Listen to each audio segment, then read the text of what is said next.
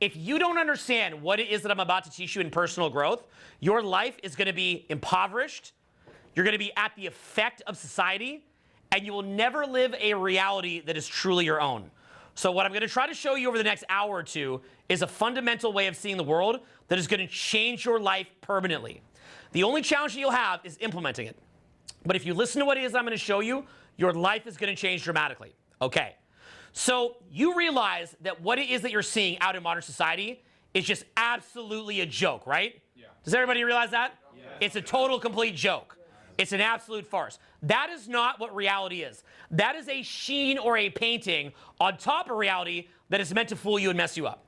So what reality is, and that doesn't mean that we live in it currently, we've painted on top of it, but what reality is at its core is exactly what you're seeing in nature documentaries or what you're seeing in ocean documentaries. Now, I'm not suggesting that you do this. In fact, never do this. But what is it that you see happening in modern society anytime that you put on a nature documentary or an ocean documentary? What are you seeing? Okay, everything's killing each other. Don't do this. Never do this. But what is every animal doing to each other? Fucking murder. Okay, except luckily there's the plant kingdom, right? Now in the plant kingdom, nothing's hurting each other, right? In the plant kingdom, am I right? What is the plant kingdom doing? The roots are eating the other roots. The plants are shooting out. The plants are pushing out other roots. They're fighting for sunlight. Well, you know, at least there's like, you know, the world of like mold and fungus and bacteria, right? Right? Right? Right? Except that's killing everything too. So it's just giant murder, murder, murder, death, death, death, kill, kill, kill, right? But somehow in our society, it's not like that. Thank God it's not. That's a good thing. it's not gonna be a seminar saying to take it back to there, right? Like, embrace the reality, go, okay, I'm not saying that. But what I want to point out to you is that there's a predator to prey dynamic in society, and that dynamic still exists, but rather than animals killing each other to get vitamins and protein, which is why animals kill each other for vitamins and protein and nutrients and so on and so forth, or carbohydrates, whatever, right?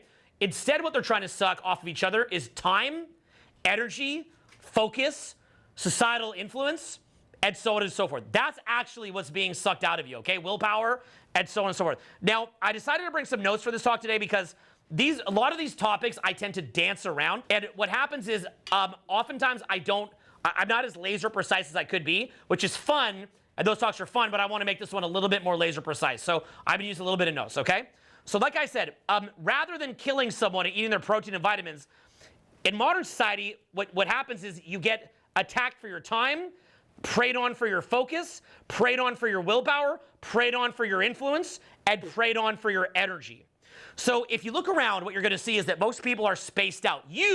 I promise you, are spaced out. The hilarious thing is, people who follow my stuff will come up to me, they'll go, oh, everyone's a derper, everyone's spaced out. I look at them, I'm like, you're a derper. You're spaced out. How much money do you make?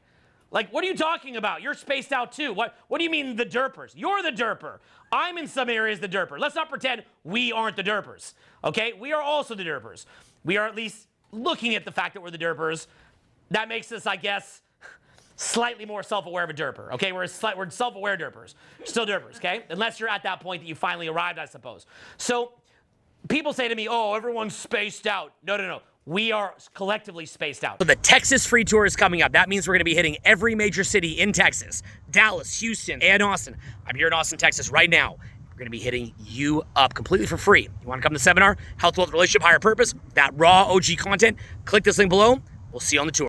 Now, realize people are the following: spaced out, compliant, brainwashed by external frames, don't think critically, de-energized, tired, mentally lazy, on autopilot, and the best word I'm going to use for this, repeat it after me, I'm coining this today, Perma-Cope. Say it. Perma-Cope. Say it again. Perma-Cope. One last time. Perma-Cope. I just coined that. How do you guys like that?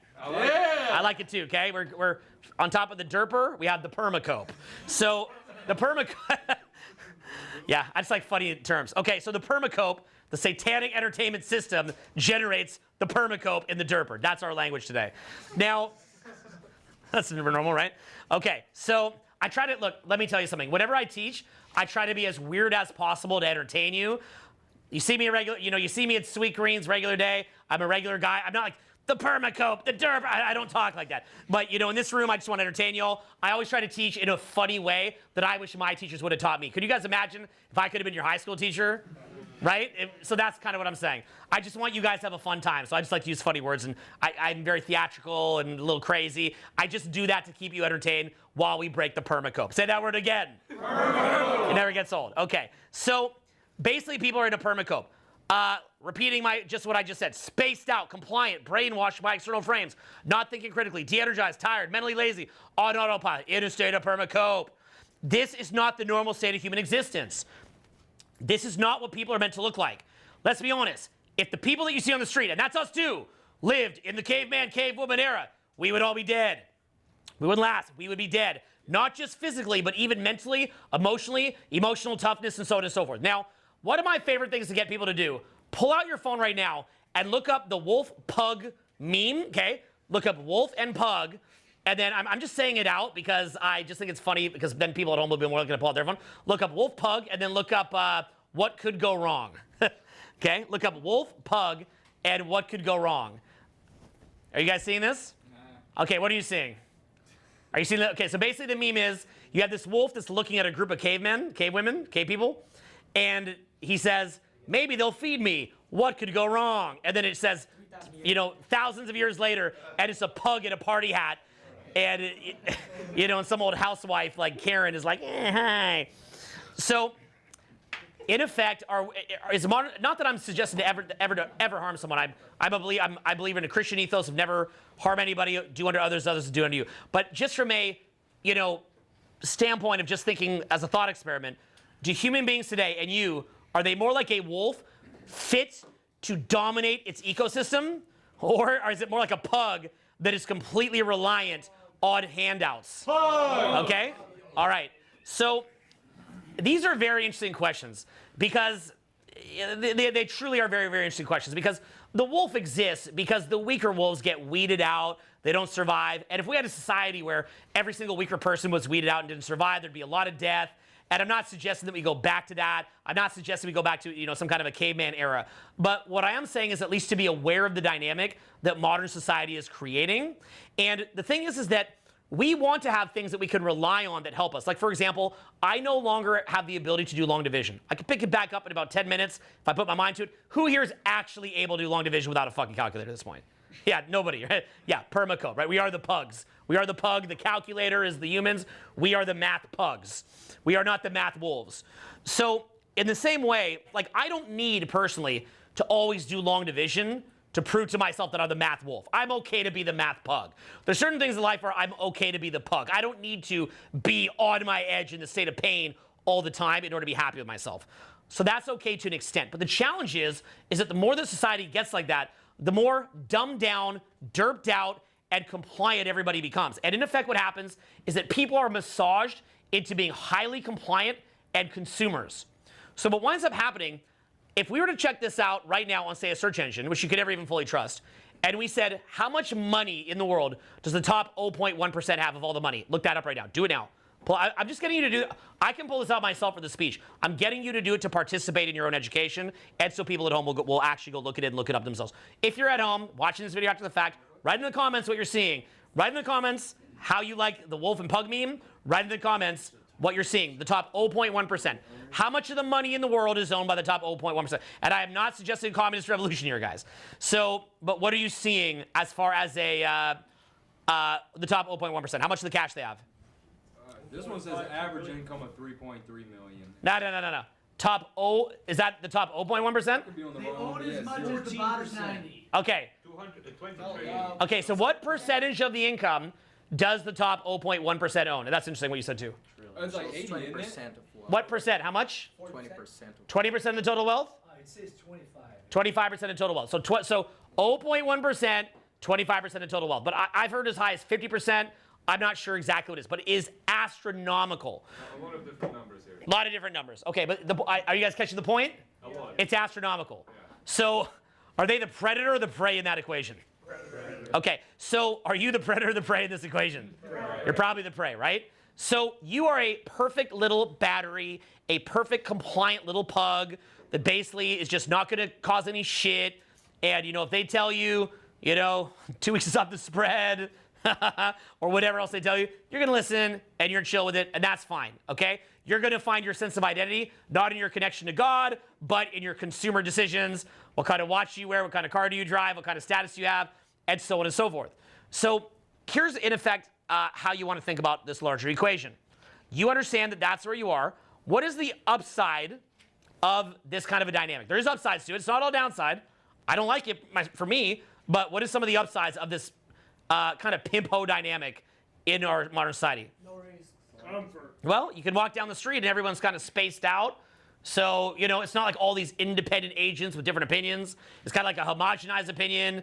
People chill out. You're largely safe, although as society's getting more and more messed up, there is more crime out there. It's actually a problem, especially in Democrat cities. I live in one. The upside is we live in a much, much more stable society. That's the upside. But there's a lot of downside. Okay, there's a lot. For example, so many basic things in our society are just a mess. They're completely and utterly a mess.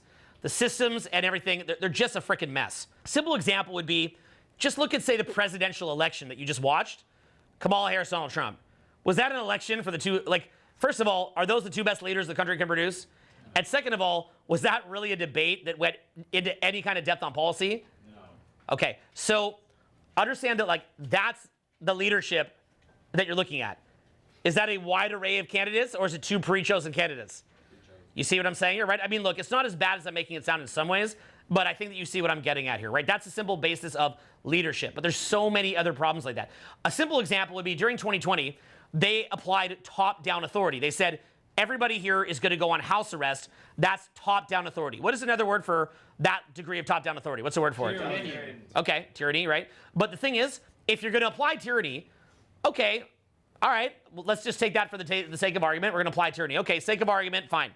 Okay, I'm listening. I'm open-minded. Why don't you just do tyranny with getting people to take vitamins?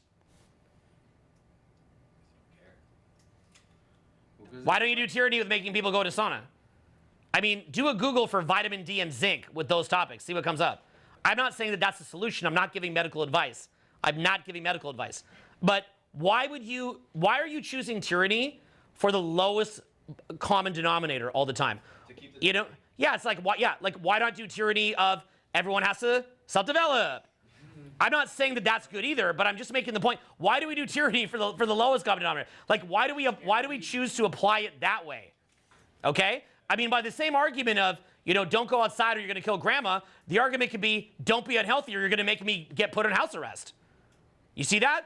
The argument can be applied in both directions. So it's ridiculous that occurs, and it's not sustainable in society. In addition to that, if somebody's in their higher consciousness and they are spiritually awake, do they have the capacity to be a racist? Yes or no? No. It's impossible. Anybody who's connected to God, could they be racist? No. Anybody who's connected to God, could they be sexist? No. It's impossible. Anybody who's connected to God, could they be homophobic? And not people that take these old school literalist interpretations of things, but direct connection to God. Could somebody be angry at someone for being gay? Yes or no? No. Absolutely fucking not.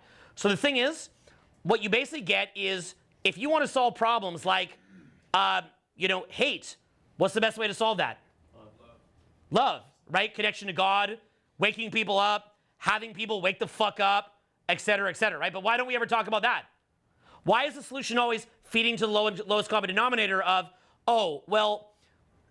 there's these people that are bad, so what we should do is just take away everybody's right to speak and make the entire society walk on eggshells, even about a joke, forever, with no goalpost. There's no goalpost. There's no there's a point where we stop doing this. There's no goalpost. All that we say is, we just say, okay, we are just going to abandon the First Amendment, and everybody just can't talk freely anymore and can't make a joke anymore. And that's what it is. Rather than saying, like, if we're going to do tyranny, why don't we just focus that? Again, I don't agree with that, but if we're going to do that, why don't we say, wake everybody up? There's definitely ways to wake everybody up, 1,000%. As an example, just get rid of processed food. That would do half the damn job. Not to mention, you save money in the budget. You can make an argument that if we get rid of processed foods, that the healthcare budget gets fixed and we have more money. You can make the Overton window, which is the range of acceptable thinking, you can make an argument of, if we allow people to eat unhealthy, then we don't have as much money for defense, and then another country could come and take us over, we're not safe. You can make an argument for anything, but we choose to make arguments for the lowest common denominator. We don't choose to say, let's pull people up. Look, again, I'm not suggesting some weird self-help utopia tyranny thing. I'm just making the point that if you're going to use top-down authority, why is it always to placate to the lowest common denominator? What kind of country is that gonna create? A country of pugs. That is creating a pug dynamic. That's what I'm trying to show you, okay? So where is everybody following this so far? Yeah. Does anybody anybody here feel that anything I said maybe a little off base? Let me know. Tell me now. I'm not gonna argue. I'm not gonna like make you feel bad. I'm open. Anybody feel any thoughts like different? It all makes sense. Make sense? Got it. Everybody on the same page here then? Yeah. Okay, don't feel pressured, okay? I encourage dissension and free speech. So tell me if you see something that you don't agree with, and probably I'll just clarify it. It'll make more sense, or maybe we can agree to disagree. It's actually okay, guys. Okay? Unless you're a pug. Okay. One thing. Loud. Loud. Yeah, what really makes sense is I think the current society right now, though, it is safer than it was thousands of years ago. Definitely, yeah, because you got a bunch of pugs, they ain't gonna do shit. So that's why they do it. Works, Yeah, kinda. yeah, but the challenge is this.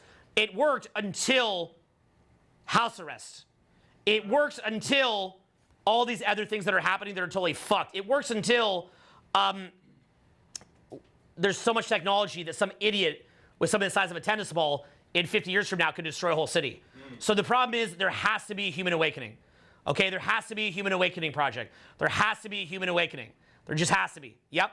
So are you saying we should be benevolent pirates that, you're growing fruit trees, you're gonna do it, and you're gonna like it? Like that kind of thing? Where No, no, I'm not. Okay, so, all right. So the point being is this, okay?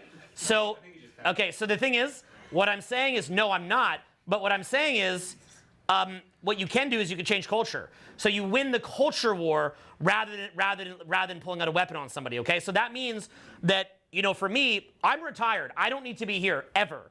I have no need to be in this room. I'm perfectly happy to just spend another 5 years skiing with my kids. Well, with my leg injury, maybe not, but skiing with my kids, being in national parks. I don't need to be here yelling about all this shit that's going to make people mad at me. You guys like it, but outside this room, a lot of people are very invested in the existing dynamic, and it causes a lot of problems for you. So as a parent, what are you supposed to do? You're supposed to create a safe environment for your children. If you believe that you're at the effect of life, then you think it just is the way it is. If you believe that you're at the cause of life and that you have impact, then you say to yourself, I can help create a safe environment for my kids. My children's environment is not safe. I am not comfortable with the environment that they're growing up into. So I'm a parent. I love my children. I'll do anything for my children. A parent will do anything for their children. So it's on me to try to help create a safer environment for my kids. I don't want my kids to grow up with less ability to joke around and have to walk on eggshells than I had. I liked groups like NWA that talked a lot of shit, and I thought they're fucking hilarious. I was not offended. I didn't have a problem with it, okay? I want my kids to be able to leave their house, all right? Because what's next, right? What's the next fucking thing? Climate lockdown? What's the next shit? You know what I mean? Where are they taking this, right? So what I'm saying is you can change culture by making self-development cool, but you've got to make that a trend. And you've got to show people what groupthink is and how to break out of it. That can be done. In 2 days here, I could show you a lot of that. So, and it bothers me that what I do is for pay. I make money from what I do, but I'm really retired. It bothers me that I make money from it. I want to get it where it's free. Now, I give it away for free. I run people say, yeah, I mean, do it free, like a fucking loser that never did shit themselves. Always the first person to say that. Never did shit themselves. Meanwhile, I've been running free events for decades, spent millions and millions of dollars putting out free events and free videos, taking minimal margins off the top of it, in most cases, often even losing money to do it, but having other endeavors and other projects I do that make me money. But nonetheless, yes, I put on all the videos. I don't think that's enough. I honestly don't. I think there has to be an environment that what function did church serve when it was actually popular? It's not as popular anymore. I mean, how many people here go to church every Sunday or most Sundays? Put your hands up. Virtually nobody in this room, right? So church has come out of favor. Why is it the church? If I were to ask you guys, why has church come out of favor? Is it because you don't believe in God? What is it that made church come out of favor for you? Just yell it out. Be honest. Misinterpretation. Fake in there. Theology. Just yell it out. Afraid to be Scripts, judged. it's just full of scripts. Yeah, so in other words, you didn't feel it was cutting edge enough. It's not modernized, right? Now, what they would say is this. They would say, we don't want to just be this big tent that lets in a bunch of sinners and that when we have no standards. I get that. I agree. But the thing is this. If you're not, sometimes a culture can get so used to losing that losing becomes embedded in the culture, and you've got to teach them to start winning again. We've got to start winning again. And that's what people don't realize is that, if you want to be a great father or mother and you want your kids to grow up properly, they have to be in an environment regularly that kind of gets rid of all the negativity, right? You guys will see that by the time that you're done this event, you'll walk out of here, like this is a more serious talk. Later I'll be joking. We're gonna do such a big range of talks here. It's gonna be so much different content just this weekend. You're gonna walk out of here fucking flying. This shouldn't be a once a year thing when I happen to come to town, and if I decide to stay home and do a podcast, then it's just gone. There should be things like this for free, absolutely everywhere, that people go to every week. People should be getting together, getting in masterminds, looking at their entrepreneurship, looking at their social skills, looking at their connection to God, looking at their happiness, looking at large societal issues. They should also see weird plays like that house arrest shit, and they should see that coming, and they should talk about alternative solutions, and they have to do it in person, because the problem is if you do it only by tech, they can cancel it. So it has to be in person, and it's one of these things where it just has to happen. There's just no way out of it. It has to happen. So there has to be a human awakening project. There's no way out of it. It has to happen, because the problem is what I see out there, this is a fucking joke. Okay, this is a fucking joke, what I'm seeing out here. And 2020 revealed it. 2020 was inevitable. It revealed it. It showed mass formation psychosis at the highest levels. We saw it. It was all exposed, okay? We saw exactly what that was. It has to change, but I'm going to talk further about the dynamics so that you guys can understand, you have a better understanding of what this dynamic is. I hope to be the implementer of this because I just want to see it done. But if I can't be the implementer, I want to at least be a visionary for it. Not the only visionary, but involved. And then I want to see somebody else be the implementer. But it has to happen. There has to be a human awakening project. Now, maybe it will be my children. We shall see. Now, from there, okay, because I can't create a safe environment. Unless we change what's out there, there's no safe haven for your kids. There's just not. It's just getting crazier. The derping is getting crazier. Okay, and the problem with derping, look, when you have derpers, you have psycho leaders that can weaponize the derpers. The derpers are not these innocent little creatures like they look like. They are easily manipulated. Look at the Milgram experiment. You guys all seen the Milgram experiment? Basically, the Milgram experiment was, after World War II, they wanted to understand how something so shocking and horrifying could happen. So they did an experiment where they bring people in off the street and they say, oh, we're going to just like electrocute this guy, but just a little bit, don't worry. And if he screams, don't worry about it, it's okay. And then a guy in a lab coat just like, oh, turn up the electricity a bit, turn it up a little bit. And as long as the guy in a lab coat told the person to do it, the person in the room would be, they're acting, by the way, they're actors, they'd be screaming like, I'm dying, like, and it would look real, and they'd be like, I think this is gonna kill him, and the lab coat guy's like, no, buddy, just keep turning it, and everybody would just keep turning it, okay? So basically, a derper is basically a victim of somebody in a white coat. And we see this all through history. All these pyramids that you see built with these leaders that are very peacocky, and they put a bunch of, basically what they do is they create a halo effect by making some crazy pyramid and put on a bunch of crazy costumes, and they do all these little dances and stuff, and then the derpers come in and then they think that's some kind of god on earth and they worship them. In World War II, my understanding, because I watched a lot of documentaries on this, and I'm not a historian, was that the Japanese people believed that the emperor was a god on earth, and they had to go kamikaze themselves on behalf of the emperor. You guys know about this? It's insane. That I don't ever agree with dropping a nuclear bomb, but the argument that was made was that the Japanese people so believed that the emperor, that they should just go die for the emperor, that they were worried that if they couldn't stop them, that they would have to just wipe out the island. So that's why they justified using the nuclear bomb, because they would go into some of the islands outside Japan, and they would fight till the last man, woman, and child. So they're like, well, we can't have this on the main island, but we have to stop Japan from what they're doing at that time. Japan's our ally now, but they had to stop them from what they're doing. So that's what happens when you have regular people that are easily entranced and hypnotized. They get preyed on. Those Japanese citizens that did that for their, quote, emperor were prey. They were preyed on by that leader. They were tricked. They were fooled, okay? Now, you can look at that and you're like, well, oh, that would suck, getting tricked by the Japanese emperor, quote, unquote, god, like some kid that just got raised up to be a god, okay? But in addition to that, you don't realize that you're in the same boat now. You're not doing kamikaze. It's not as bad, but the same underlying dynamic where you're not aware of what you're doing is still there, and I'm going to prove it to you. You guys excited for me to prove it to you? Yes. Yeah. Okay, you sound sad. Okay. You're like, no, I'm a derper. Fuck you, okay? So, like, I just want to be rich and a derper. I just want to get laid and be a derper, right? That's really what you want. So, sad but true. Sad but true of even my billionaire clients. They want the golden jail, not to get out of the jail. Sad but true. So, okay, let's keep moving down the pug to wolf analogy here, okay? So, if you look at the average person's existence, they're making like 30, 50 grand a year, horrible existence, while other people are making billions of dollars living like fucking kings.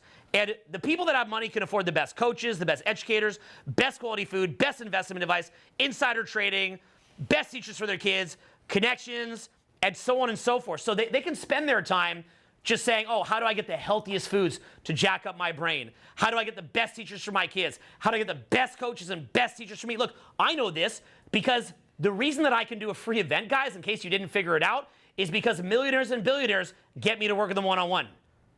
Okay? They don't have to go find someone to go out with or be their coach. They can just get me to go one-on-one. I get so much success from that I can do a free event for you guys. That's how I'm able to fund it.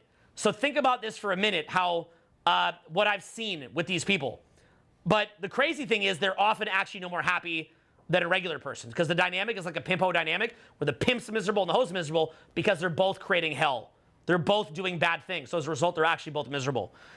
But anyway, making sense, guys? Yes. Okay, so the person, okay, so basically what you have is that the people that are setting the agenda, they get to take everyone's time, they get to control everybody's focus, they get to steal other people's will, they get to shape society, and they get to soak up everyone else's energy for themselves. I am not trying to fix this at some level of like, you know, workers of the world unite type shit. I'm just saying, say no to the dynamic. Wake the fuck up. Okay? Because the problem is workers of the world unite just resorts in more fucking dictators like Castro, you know, and all this bullshit. You know what I'm saying, right? Like all these there's that wacko in Venezuela and all this shit. You see what's happening in China? So no, that's not the answer either. The answer is for the population to wake the fuck up. And not to say everybody else has to wake up, but you wake up, we wake up. So now,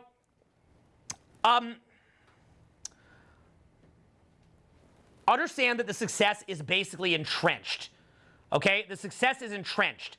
Somebody who has that much money is going to lead to more and more success. Somebody who's failing is going to lead to more and more failing.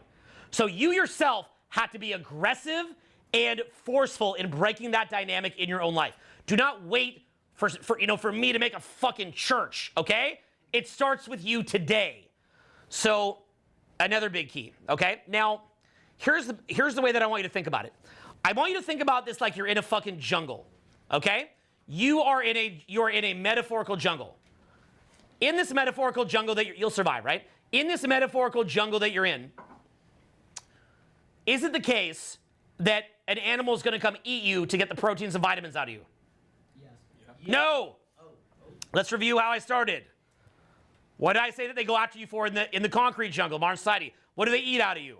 Energy, Time, focus, willpower, influence, energy. So they come after you so that you no longer have your own time. You no longer have any ability to focus. Your focus is completely gone. Your willpower is gone. Your influence is gone. Your energy is gone. That's how they get you. So what happens is when you see people walking around spaced out, operating as batteries for the matrix, metaphorically, so to speak, that is because their brains are zapped out. They're spaced out. They're zapped out, okay? You've got to also begin to recognize this in yourself. Their energy is off. There's something off in their fucking energy. First of all, they get tired from work, which you should not be getting that tired from work. They're not able to concentrate. They have a lacking of an attention span, lack of lateral thinking, lack of critical thinking. They are compliant. You are compliant. So I'd urge you to get out of this. Now, so that's what you're seeing when you're out there. You're seeing emptied out husks. You're not seeing people that, from a way of looking at it, have a soul. Of course, always treat them with total respect. Any human life needs to be treated as a human life. But there's a certain spark that's in a human being that can get snuffed out while the body's still walking around. It's very Resident Evil-esque. Human beings all deserve to live. I don't care. Just because their spark's not there, they deserve to live and have the chance for the spark to be relit. They have that potential, always, while they're alive. So human life is so important, so always respect all human life, of every background and type. Now, okay, because I've also had my spark snuffed out, and it eventually was able to come online. And many of you have had your spark snuffed out, and it comes back online. So everybody has that potential, okay? So that's why we have to shift culture. These are things I've understood for a long time, but I just want to lay it out with more precision in this talk. Okay, so you understand that these dynamics are very, very entrenched. So don't be confused by the fact that we don't eat each other for protein and nutrients or just like rob each other's villages anymore. What we steal is focus, willpower, societal influence, energy, so on and so forth. Now, the next thing I've got to teach you to do, and I really, really, really don't want to model people like this in some ways, but I want to draw your attention to a certain type of person, not to be like them, but to be aware of the psychology behind it. So have you guys ever heard of cluster B personality disorder? You guys ever heard of that? Yeah. Okay, so you have things like NPD, narcissism, BPD, psychopaths, sociopaths, and so on and so forth, histrionics, so on and so forth. So some people who have cluster B personality disorders, they, especially with narcissists, an example, but also some like psychos, basically what they do is they can scan people, and they can really, really, really see right through them as far as what they offer and what they take. So in other words, if you have this little self-image of yourself, like, I'm cool, I'm like this, I'm like that, like someone who has NPD or like some kind of psycho, they can look at you and many of them can look right through your insecurities, right through your fucking front, and they can read you like a textbook. They know how to push your buttons. They know how to manipulate you. They know what they can extract from you. They know what is going to motivate you, okay? Now, that is a bad way to think that is hurting probably the psycho or the narcissist more than even the people they harm. Because whenever you're doing bad, you're also the victim of your own bad behavior because you're disconnected from God and you're fucking miserable as you're doing it. You're just feeding an empty bucket. It's a miserable way to live, okay? What's that? Man's fallen state. It's a man's fallen state, but it's a very bad version of it, okay?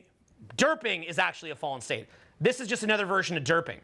Now, in effect, what you're seeing when you see that is you have a derper and then you have somebody who's transactional. And they're in a pimp-hoe relationship with each other. So when you consume processed foods, you are in a pimp-hoe relationship with the elites. They created foods that are garbage, that hurt you. You're consuming them willfully, via your own free will. They didn't make you do it. You chose to do it. So you are complicit in that dynamic. When you smoke weed, you're complicit in that dynamic. When you drink booze, you're complicit in that dynamic. When you do things that hurt yourself, you're complicit in that dynamic. You're choosing it. No one made you do it. You chose it. You're a victim of your social conditioning that normalized this behavior, but you still had a choice. You still could have said no, and you didn't. So you're basically asking to be put on the motherfucking track, okay? And not so good. So what I want to teach you guys to do is not to be some NPD psycho, but I want you to see the transactional nature of society the way that an NPD or psycho sees it.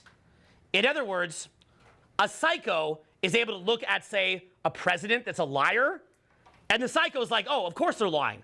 They're lying here, here, here, here, here. You know, a psycho can look at a drug dealer, and they know the game. They're like, yeah, I know the game. They do this is this. They can manipulate people like this is this, and so on and so forth. Like, they know the game, okay? They see through the bullshit. I want to train you to think a little bit like that, not to become them. Fuck that. Fuck that. But to be someone who's able to see through the bullshit. When you're being lied to, you know it's a fucking big con. You know it's a con job. You know it's a fucking lie. Sometimes it takes one to know one with those motherfuckers, right? They're able to see right through it. As opposed to a derper that's just like, I love you, you love me, like they're Barney or some shit. Like, it's just like the fuzzy purple dinosaur. So in other words, I've got to train you guys to start to see through that stuff, okay? So the way that you've got to start to see through this is I want to get it where you're like an apex winner. Like in the metaphorical savannah, I want you to learn how to be an apex winner. So later, I'm going to show you a paradigm way past that. But for now, I want to show you this paradigm. In truth, if you got stuck here, you're fucked. But I believe that you will go to God by traveling through this paradigm, not by fucking meditating, okay? I'll tell you why. I've known people that are, quote, spiritual, and I've known people that are entrepreneurs. Every single truly spiritual person I ever met was an entrepreneur. I have never met a, quote, spiritual person that didn't figure this type of shit out. This type of stuff. I never seen it. I'll tell you why. The spiritual people that I've seen, they sit around a lot in a state of apathy, and then they call it spiritual. That's mostly what I see. They sit around, they meditate, and they go, kumbaya fucking ya. They're not present in the moment. Their energy's fucked up. And the second they get a fucking flat tire, they're like screaming, fuck you, God. It's basically like what they're doing, okay? They are not spiritual. They're fucking lazy. They're not, you know, saying no to the system and living outside it. They're just fucking like, look, I can fuck doing the seminar, fuck changing the world, fuck being here for my kids. I'm just going to meditate and sound spiritual. Just is what is, yeah? Just is what is. Plus, Jesus is going to come back too, right? So just it is what is. Let's just sit here and do nothing.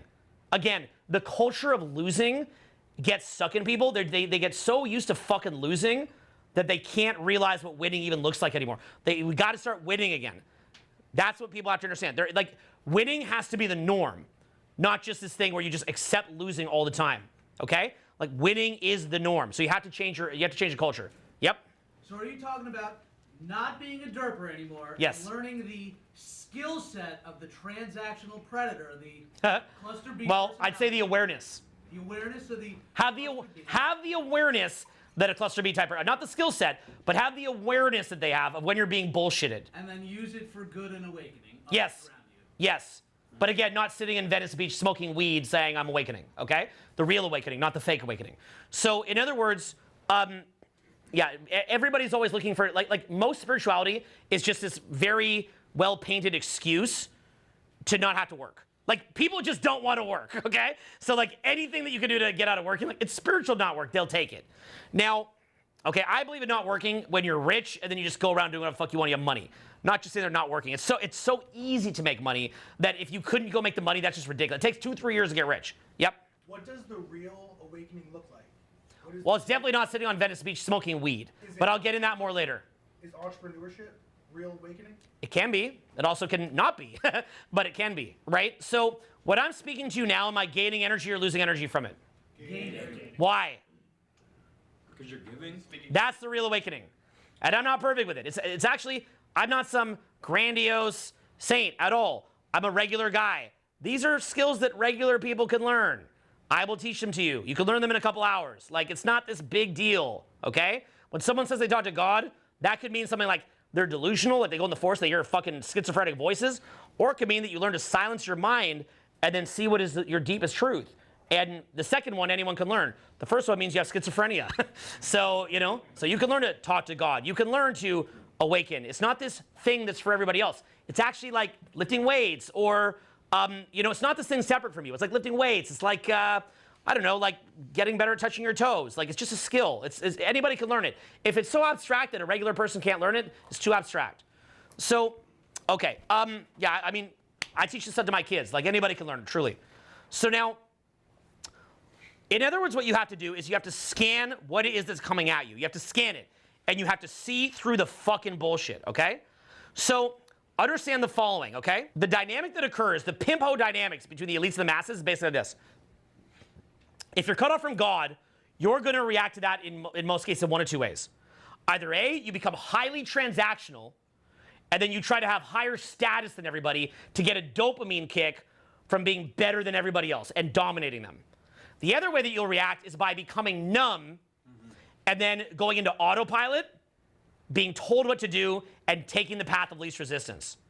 That is the two ways that people will cope with it. In other words, you have a narcissist, and then you have a collapsed narcissist. You guys ever heard of a collapsed narcissist? Look up Sam Vaknin. You can look up the study of NPD. A collapsed narcissist is somebody who has narcissism, but they can't get the supply they want. Like, they can't get the validation, so they just collapse. They have a sort of an implosion. They become mortified, have an implosion. And then what happens is that they actually appear very friendly. They're a covert narcissist. They're covert. They're actually a narcissist that couldn't get supply, so they play all these other little games, right? Just because you have the elites that make garbage products like fast food and cigarettes that are gaining status by poisoning the population, you'd think, oh, well, these nice little masses, they're better than the elites. They're better than the elites. No, they're just a collapsed narcissist. Those same people, the masses, would do the things that the elites are doing if given the chance in 99.9% of cases. They would take the money to Old McDonald's, right then and there. So they're not actually any different. It's like, oh, I'm better. You're not better. You do the same thing. Most people in general do stab each other in the back. That's human nature. That's just part of human nature. So, and by the way, psychos, like people with NPD, psychos, sociopaths, all that, you know what they think? You know what they tell themselves? They say, we're better than everybody else because we get it that everybody would stab each other in the back. So I'm just being honest and authentic. They view themselves as more authentic. They view the masses as like having a false niceness. Like really underneath, they do the same shit if they get away with it. They just can't. So the psycho views themselves as more authentic and more honest. But they don't realize that there's a paradigm way beyond that. Now, that piece that I just gave about NPD to class NPD, by the way, that's huge. The piece that I just gave about the fact that the masses are really, in 99% of cases, no different than the elites. They would do it if they could. They just don't know how, is also huge. You need to understand this. So don't ever go into this mindset like, oh, just these innocent little guys out there that, like, yeah, they're just innocent and, they were taken advantage of by McDonald's. No, they had a choice. They chose this shit. You have a choice. You chose this shit. I chose it in cases where I fucked up. Now, what I want to get you to do in order to see what's happening is I want you to scan and see the bullshit with the following: media consumption, ideas, paradigms, energy, food, friends, work, hobby, extracurricular activities, significant other, etc., etc., etc. Everything that is coming at you, be aware of what is giving you and what is taking you.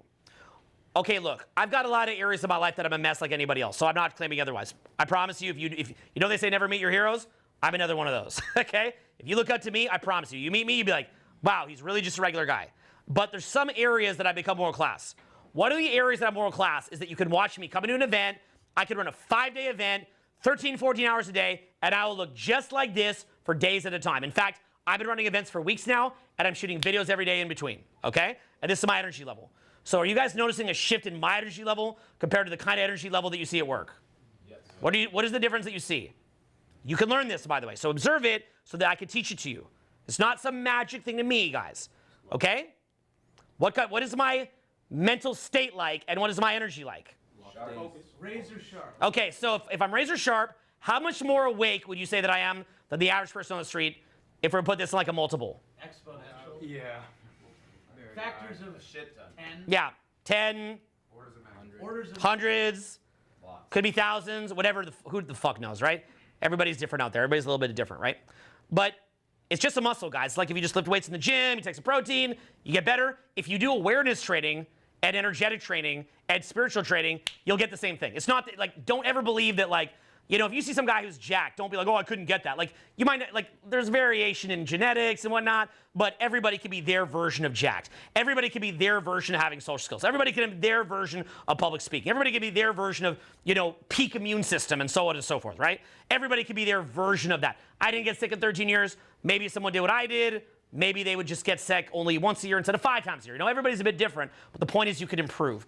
And it's not a competition. It's just, you know, you get to where you get to. Like, the cool thing is, many of you who learn from me will go on to be at a higher level than me with it. That's a great compliment as a teacher. When someone goes past you, right? You should, as a teacher, you should have students that go past you.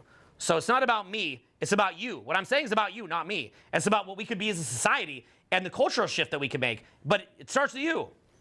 So, in other words, you look at a piece of media and then you say to yourself, what you wind up saying to yourself is basically the following. What is this doing to my time? Repeat this after me. What's this doing to my time? What's this doing to my time? What's this doing to my energy? What's this doing to my energy? What's this doing to my focus? What's this doing to my focus? What's this doing to my willpower? What's this doing to my willpower? What is this doing to my influence in society? What is this doing to my influence in society? So in other words, if you're eating a piece of crap, I mean, I'd say metaphorically, but it's basically the same thing with some of this food out there. What is it giving you? What's it taking? So what's it give you? Texture. Now, by the way, if you were in a higher state of consciousness, fast food would taste like garbage to you. Yeah. But nonetheless, in a low state of consciousness, it can taste good. So then what does it give you? A good taste? Distraction. Medicates your bad feelings. Makes the pain go away. Numbs you out. Convenience, et cetera, et cetera. What does it take from you? Energy. What else? Health, beauty, years from your life, focus, willpower, time, influence, energy is being sapped out of you. That means you're being preyed on. There's a predator. That's a fucking predator. Okay? A fast food restaurant on the street is a fucking predator. That doesn't mean that fast food, you know, you gotta go storm the gates of fast food. I'm not saying that. I don't care if fast food exists.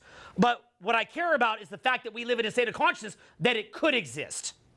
You talk about the media being bad. We all know the media is bad. But when do we talk about the fact that you fucking watch it? If people didn't watch that shit, the media wouldn't produce it. But people watch it. To be fair, there's a slight exception because the elites can pay the fucking media to pump that shit in there. So you'd think that, you know, that's why they don't always have to be accurate because they could just, people with a lot of money can pay them to propagandize. But side point, in general, whatever gets incentivized, that's a good thing. By the way, when you see a creator who sells products and doesn't do ads, okay, maybe they sell high-ticket coaching and they don't do ads, or maybe they sell vitamins. Is it a vitamin scam? Is it a coaching scam? Or is it that they are not the voice of big tech and rather they are the voice of you? They're going to you for money directly, not the fucking overlords. Funny how that works, isn't it, right? People will critique a coach for selling something. It's like, they're selling something because they're not doing Google. I have friends that do a 500K video, a million views a video. Ask them to give a real opinion. They'll never give it. They're like, no, I can't give a real opinion. No, I'd lose my monetization stats, right? So they can't give a real opinion. If someone sells something, that means they work for you. You're their boss. They want to make you happy, not the overlords. People don't see it. It's so crazy, man. Okay? That's always an attack vector, by the way. Anytime that someone tries to speak a bit of truth, they'll usually have to self-fund. And then the way they attack them is like, well, they're just saying that as their little, like, vitamin scam. Or, they'll say shit like that. It's like, because they work for you. They could have just made a bunch of propaganda and then got monetized. Anyway, people don't, it's so stupid. People don't realize this. So stupid. They work for you. God forbid, it's for you. Who's this for? You. Okay? I'm literally making a video for a dumbed down public. That's not even a good market. That's like the worst qualified leads you can get. But we're a big scam, right? Now, okay, so let's keep going. So in this jungle-like dynamic, they're preying on you. They're putting the shit in front of you to try to get you to consume it. Now, when you consume it, what's going to happen? All your energy's gone, your focus is gone, your willpower's gone. Now your life sucks. Now you can't afford to get better food. So what are you going to go back and do again? You're going to eat the same crap again. Fast food is just a lighter level version of a drug. We will not tolerate a drug in society. That's good. But we'll tolerate fast food. It's just drugs light. That's all that it is. The line between drug and food is not as strong as you'd think. There is definitely a difference, but it's not as much as you'd think, okay? So if someone takes heroin, why is that bad they take heroin? What do they get out of heroin? Numb. They get numb, they get euphoria out of it, but what's it do to their body and their brain? They get dumb. Yeah, it just ravages their brain, ravages their body. Yeah. But in reality, what you're seeing out there is ravaged. That doesn't look normal. That's not right what you're seeing out there. That's become normalized to you. That's not fucking right. That's fucked up. But people don't see that. They're just like, oh, that's normal. You're fucked up.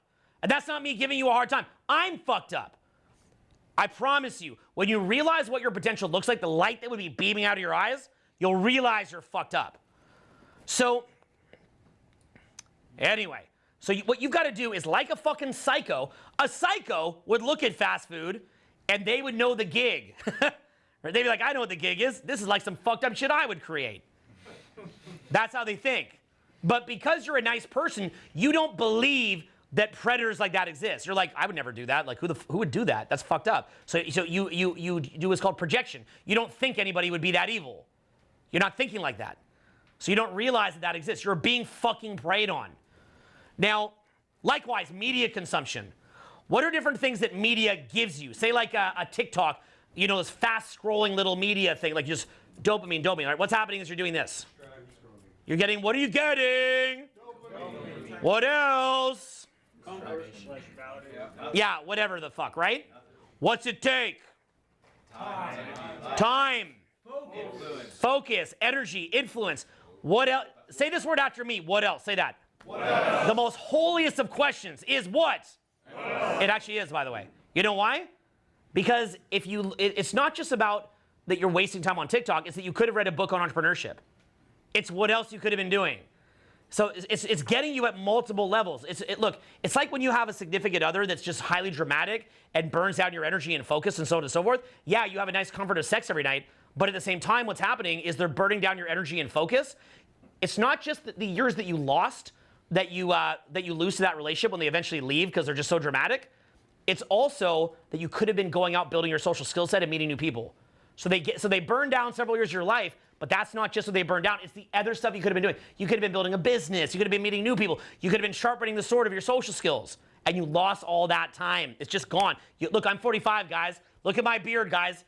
Notice how it's grayer every year? You get old, guys. You don't get the time back, guys. You don't get the time back. So, remember I said I like to be theatrical? I try to make this a very serious take, okay? You guys ever see me do comedy speeches? I do a lot of comedy speeches. I do serious. This is a serious one. I'm trying to fuck your brain up a little bit. Am I fucking your brain up a little bit? Yeah. Okay, thank you. Okay? Yeah, I'm trying to break some spells here, guys. So look, I try to be theatrical just to make a point, okay? I'm not always screaming about predators and stuff, okay? Now, but here we are. Now, okay, so again, it's also like you could have been reading that amazing entrepreneurial book. You could have been going to that seminar. You could have been, you could have been spending time somewhere in the fucking roses. You know what's fucked up? Okay, how many of you in this room have ever been to Shenandoah National Park? Put your hands up. Okay, it's like, okay. I didn't make my point. Okay, so, okay, this is a great fucking room. Most rooms, I'll be like, who here's been to like the most basic shit in their city? And like, no one's been. And you're like, that's crazy. Like, what the fuck? You know, so I guess Shenandoah, that's 90 minutes away. Maybe that's close enough. Who here's been to, what would be another curve I could throw at you? Who here's been to Acadia, Maine? Put your hands up. Okay, so only one. And yet it's right near, okay, 3.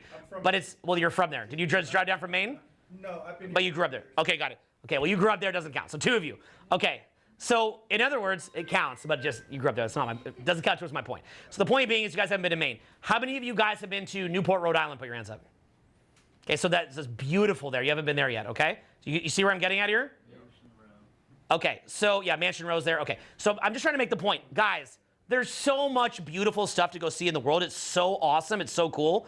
And yet you're wasting time just doom scrolling and not seeing all these beautiful, beautiful things, okay? Real living is being up in a private plane in Denali Mountain with your children. That's an example of real living. And you've got to be driving towards outcomes that are like that, whatever the Denali with your kids is to you, okay? My children will grow up having memories spending time with their parents all over the country, beautiful locations, in Hawaii, in the mountains, skiing. That'll be their upbringing. What is your kids' upbringing going to look like? And what's your life going to look like? Your life's important too.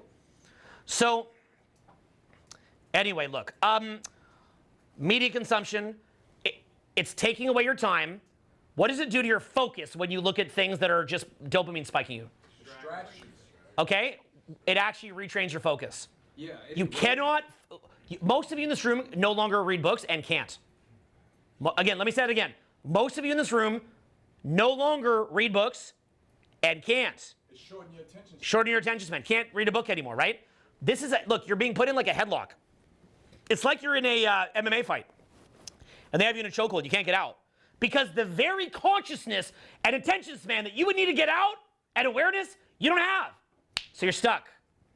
But I'm giving it to you here. And it's not just, look, I'm just doing a little outline. I'm just some little guy, okay? I'm just some little fucking guy. So any of you can also figure this shit out yourself too. Make your own fucking YouTube video about this shit. You know what I'm saying? Do your own little research project. Now,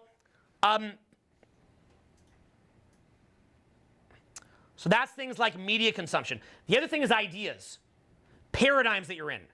Think of all the people that believed the chump version of dating and just how many years of their lives they waste on that. Divorces, years wasted, worst partner. Think about that. Those ideas that were basically meant to create social stability, but then as society changed, they no longer work and people didn't realize it, it can cost you half your money and years of your life. You had an idea put in your head, just like somebody who believed in the Japanese emperor gets killed for an idea.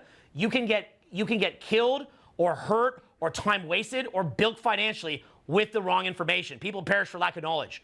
So ideas that maybe are stabilizing society or getting you to act in a way that provides a battery for the system can suck the energy out of your life. So people perish for lack of knowledge.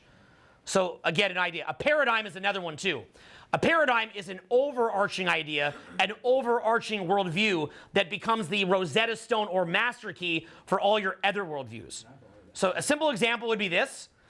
If you believe that you get energy burnt down from work, yes, you get it burned down somewhat. But if you don't understand the unlimited energy paradigm, you're operating in the wrong paradigm. Likewise, if you don't understand things like modern nutrition, then you're maybe in a pharmaceutical paradigm. Look, I'm not giving you medical advice. I can only speak anecdotally from my own personal experiences. Just personally, when I left the other paradigm and I went to nutrition paradigm, I can only speak as an anecdote. I'm not giving you advice, but as an anecdote, I wound up not getting sick for 13 years. You obviously should listen to your doctor. But what I'm saying is, you should. But what I'm saying is, honestly, listen to your doctor. I'm not selling any products on healing advice or anything. I'm just making the point that there's a paradigm. I happen to have, anecdotally, not giving advice, not telling you what to do, anecdotally, I personally had great success with that. I've never taught it. I never will teach it. But it's a paradigm, okay? It is a paradigm. Like, here's something a little bit crazy. How many of you guys in here supplement vitamin D? Put your hands up. Yeah, that means over 2/3 of the room doesn't supplement vitamin D. Fuck. You know? I mean, just look that up. Just start there. Start there. Then you can go further down the rabbit hole, okay? Like, just start there. So, anyway. Fucking A, man. All right. So, anyway. This is going to be a long road. All right. So now, okay. So that is the idea of paradigm. So likewise, people that think, oh, you just get a job. You know, you go to college, you get a job. That's a paradigm. How much does it cost to go to college in America? Six figures for a lot of people, right? Look, guys, I'm going to send my kids to whatever college they want. I expect to spend about $400,000 for their college. It's just a party. I'm just sending them for a party. I don't think they're going to get anything out of it. I certainly wouldn't hire someone with a Harvard degree. So I'd count that against them. So for sure I would count that against. I'd be terrified to hire someone from one of those schools. No chance. That's the last people I'd want to hire. But I've got a couple friends that, have those degrees. Look, I have a degree from Queen's University in Canada, which is like a Harvard or Yale in Canada. But I didn't even pick up the diploma because I went there for a fucking party. Okay? It's just a giant rager. So the thing is, as far as money making goes, guys that graduate from those schools, maybe they make $100 grand, $200 grand. You can't even pay for a fucking apartment in LA or New York for that amount of money. So that's not even a good path, except for a certain type of person, obviously. So, you know, doctor, lawyer, certain jobs. So the thing is, that's a paradigm. Another paradigm is learn about business, a whole separate paradigm, where you get paid based on output and results, not based on time. That's a paradigm. So, you know, these are different paradigms. So things like believing that you're the cause versus believing that you're at the effect is a paradigm. We see that in the political divide. Do you believe you're the cause or do you believe you're the effect? There's entire political parties that are just built at people believing they're the effect. And they tell them they're the effect. And people will pay money to be told they're the effect. So what paradigm do you have there? I believe that you're powerful. I believe that everybody is powerful. I believe that you have power beyond measure. I believe in you. I would have quit by now if I didn't believe society could be changed. I would have quit if I didn't know that there's a win. There is a win. I've seen over the mountaintop, y'all. There is a win. The win is there. We're going to win because we have to. So the win is there, but we've got to believe in it. But that comes down to a paradigm. Am I at the cause, not the effect?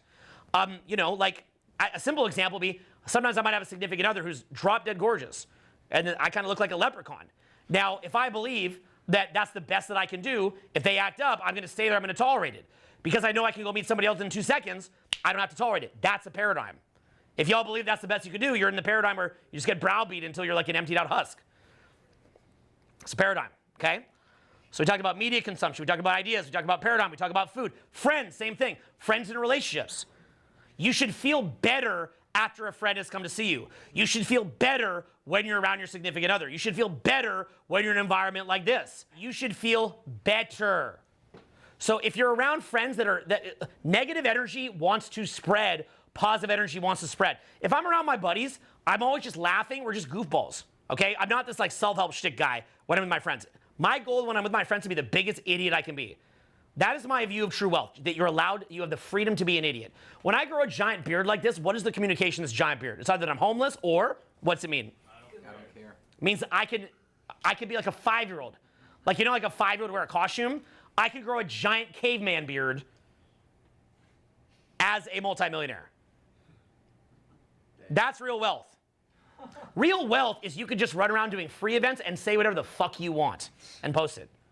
That's real wealth. Like it's just called the talking shit seminar.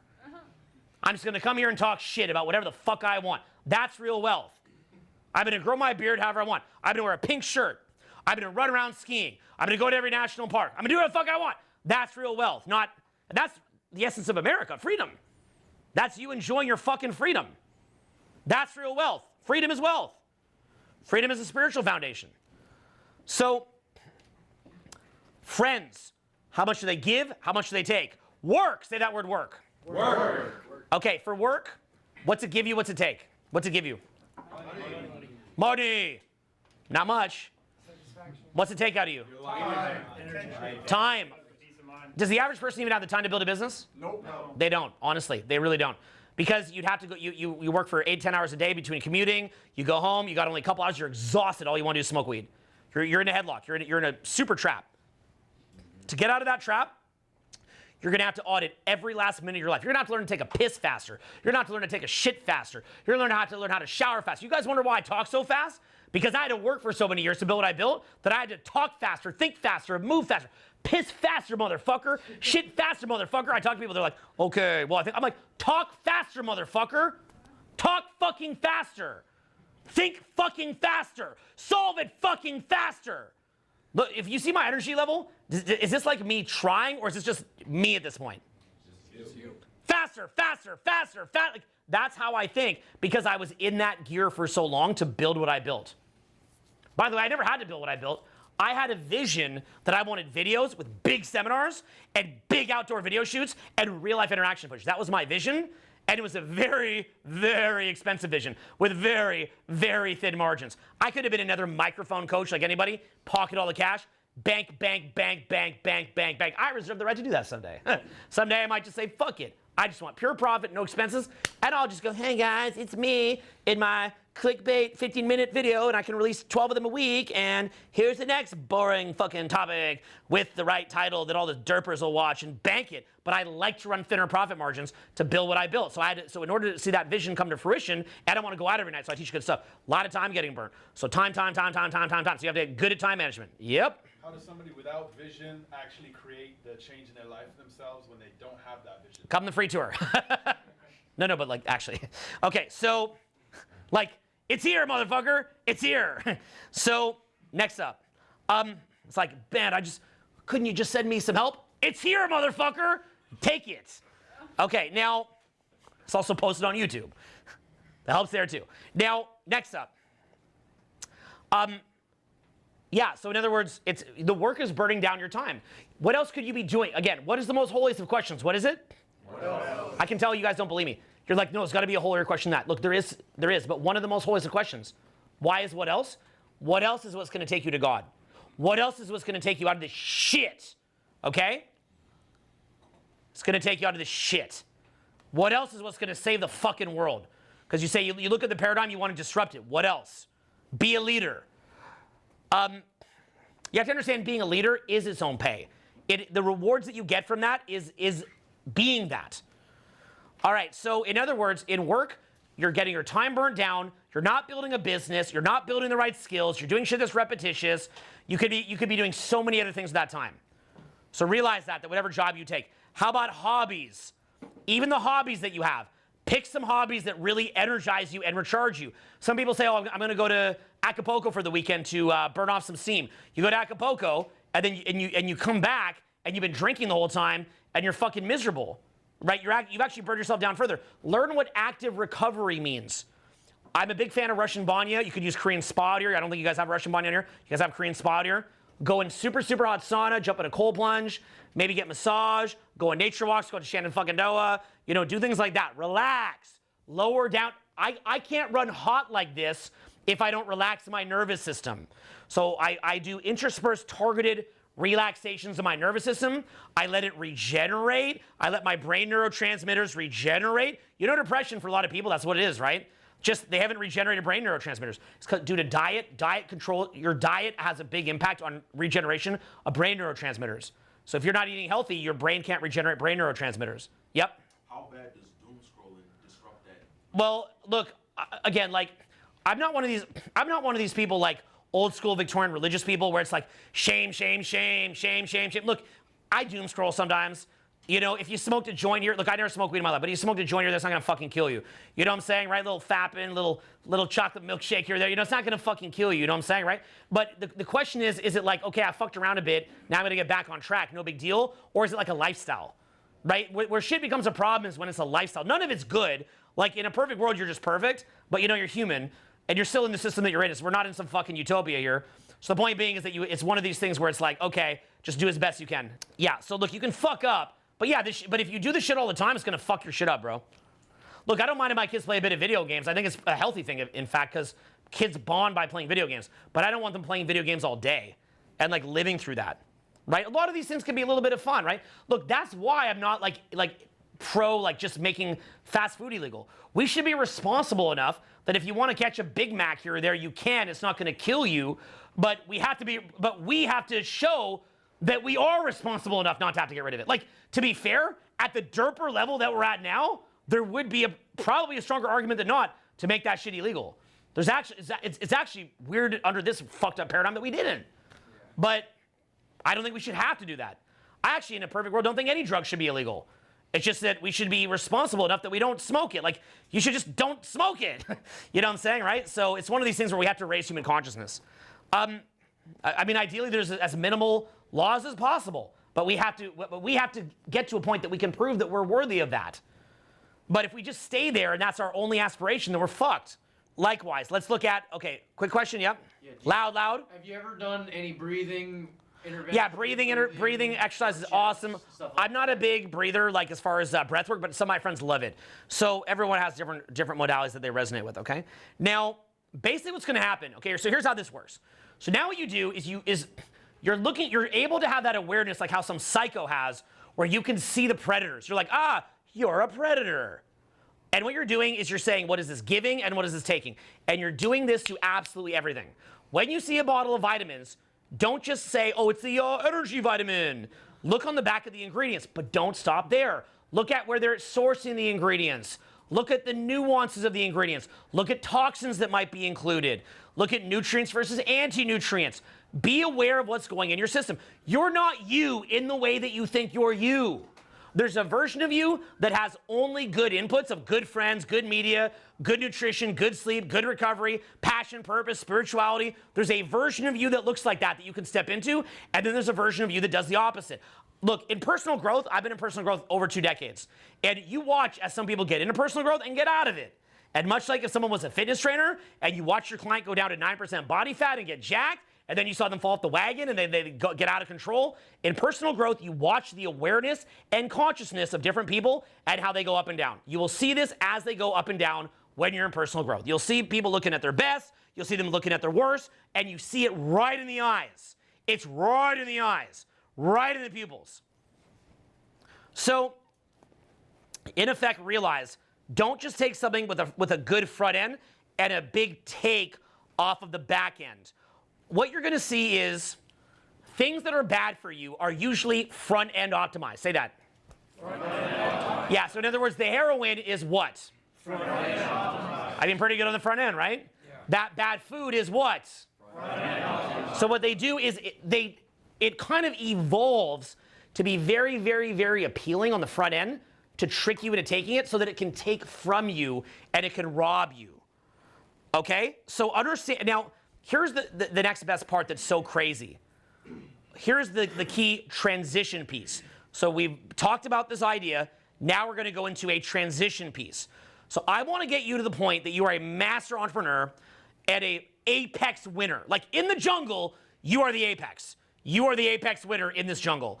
In other words, in the jungle where normally animals are killing each other for protein and vitamins, you're in the jungle where animals are killing or are taking from each other time, energy, focus, and so on and so forth, and will and direction of society. You are going to become the apex. Once you see the world in this way, you will become the apex.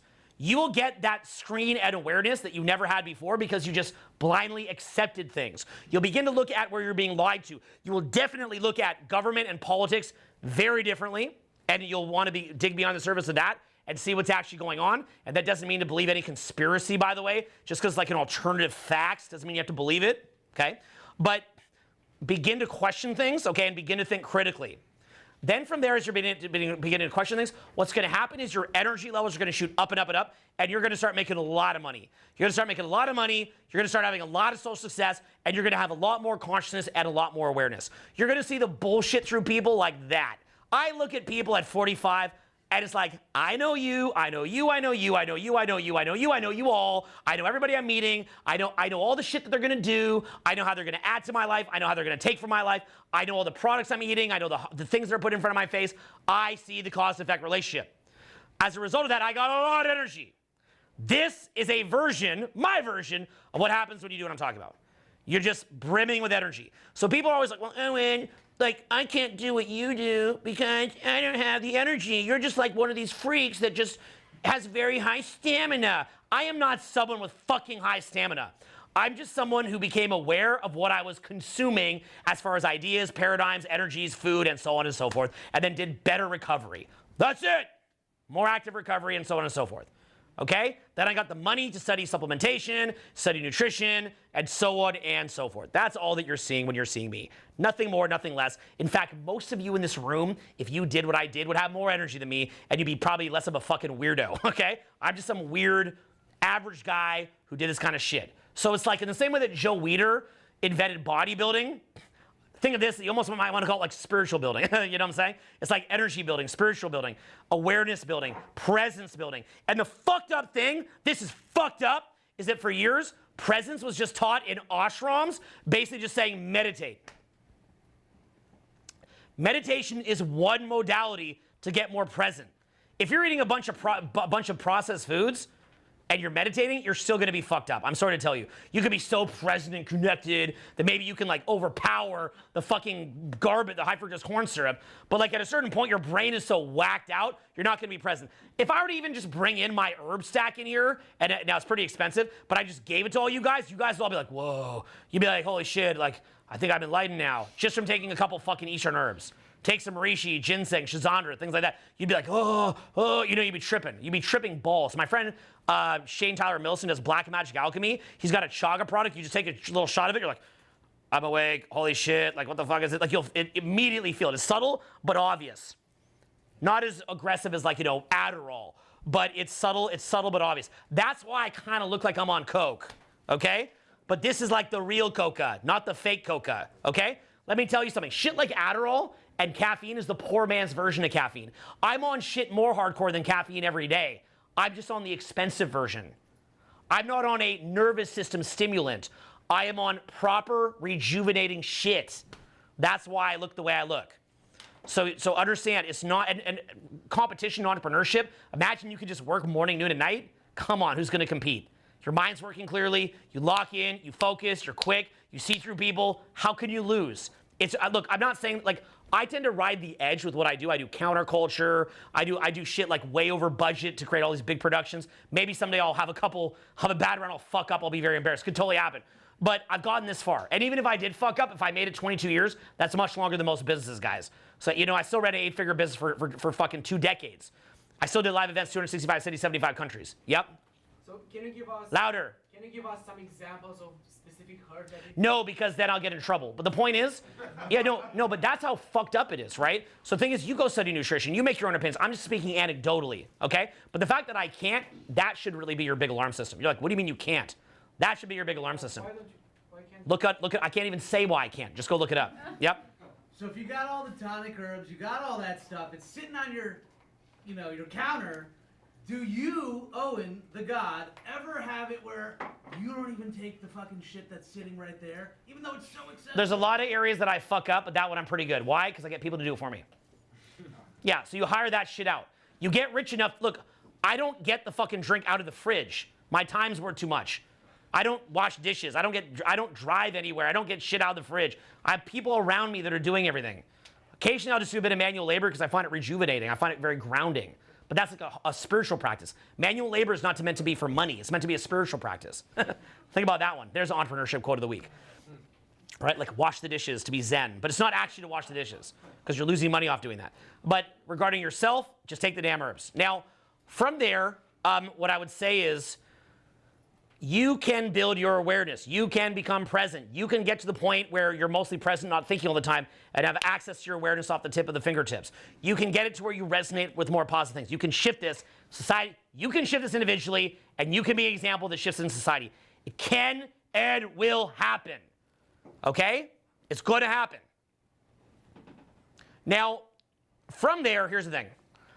If you're seeing everything transactionally, what's gonna happen is you'll probably make your first couple million pretty quick. Then you're gonna start getting crazy dating success pretty quick. Then you're gonna start having crazy social success pretty quick. Then you're gonna start being a lot more energized and feel happier pretty quick. Then you're gonna start traveling pretty quick. You're gonna have everything you want within a year or two. If you just do what the fuck I'm telling you. You won't. But the point is if you did, okay? You won't because you're a drug addict. But it's kind of like if I said, if you got off heroin, your life get better pretty quick. And they're like, heroin, right? It's hard to get off the heroin. The actual action isn't hard. It's the addiction to the paradigm that's hard. Now, that's not a guarantee I'm saying, but that's just what I've seen. Now, from there, and that's not me selling anything. That's just me saying what I've seen when people take action. You take massive action, you win. Everybody knows it. Now, okay, they count on you not taking action to be a fucking failure. Now, as we continue down the path, so now what's going to happen is you'll realize I don't want to just be thinking transactionally, because if you only think transactionally, you become a fucking goof. So here's what happens when you think transactionally. You start to look like Mark Zuckerberg, where you get the bug eyes. You know those bug eyes? That woman from Theranos has it. What's the woman from Theranos? Elizabeth Holmes, right? They get the same bug eyes as Soros, as Zuckerberg. It's those bug eyes, right? So what happens is that they become the master of the physical domain, and then as a result, they stay cut off from God, the same way that a derper stays cut off from God. Remember, the derper is just as cut off from God as fucking those guys. It's just a pimpo dynamic. Okay, it's like a sub-dom relationship in a prison. So what you have going is you don't want to become one of those goofy motherfuckers. So instead what you do is you have to bring the spiritual dimension into it. What happens when you bring in the spiritual dimension?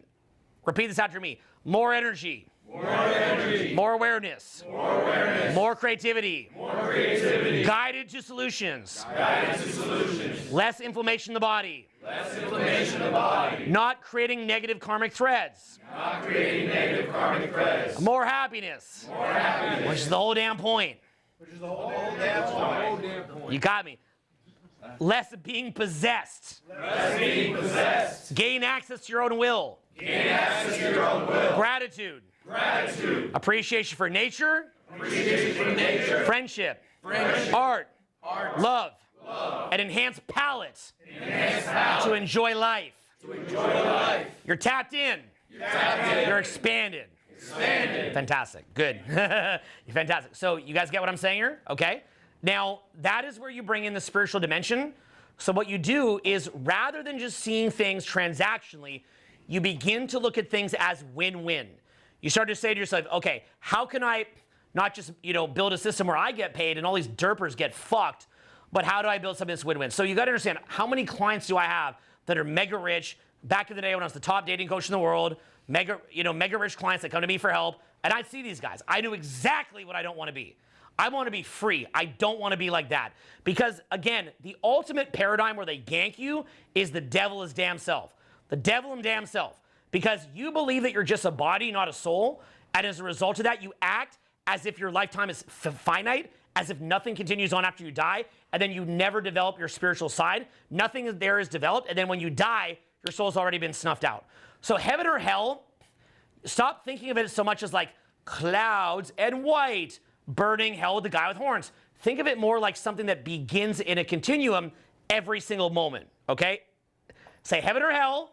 Heaven or hell. Starts right now. Starts right now. So the soul is that awareness that you're building that has connection to divine will and can go very, very, very, very quiet and get those downloads on an ongoing basis. This is not me being all, I am the guru. Yes, I'm at the front of a room.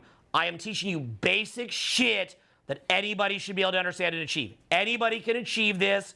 It is not, this hard to achieve thing, right?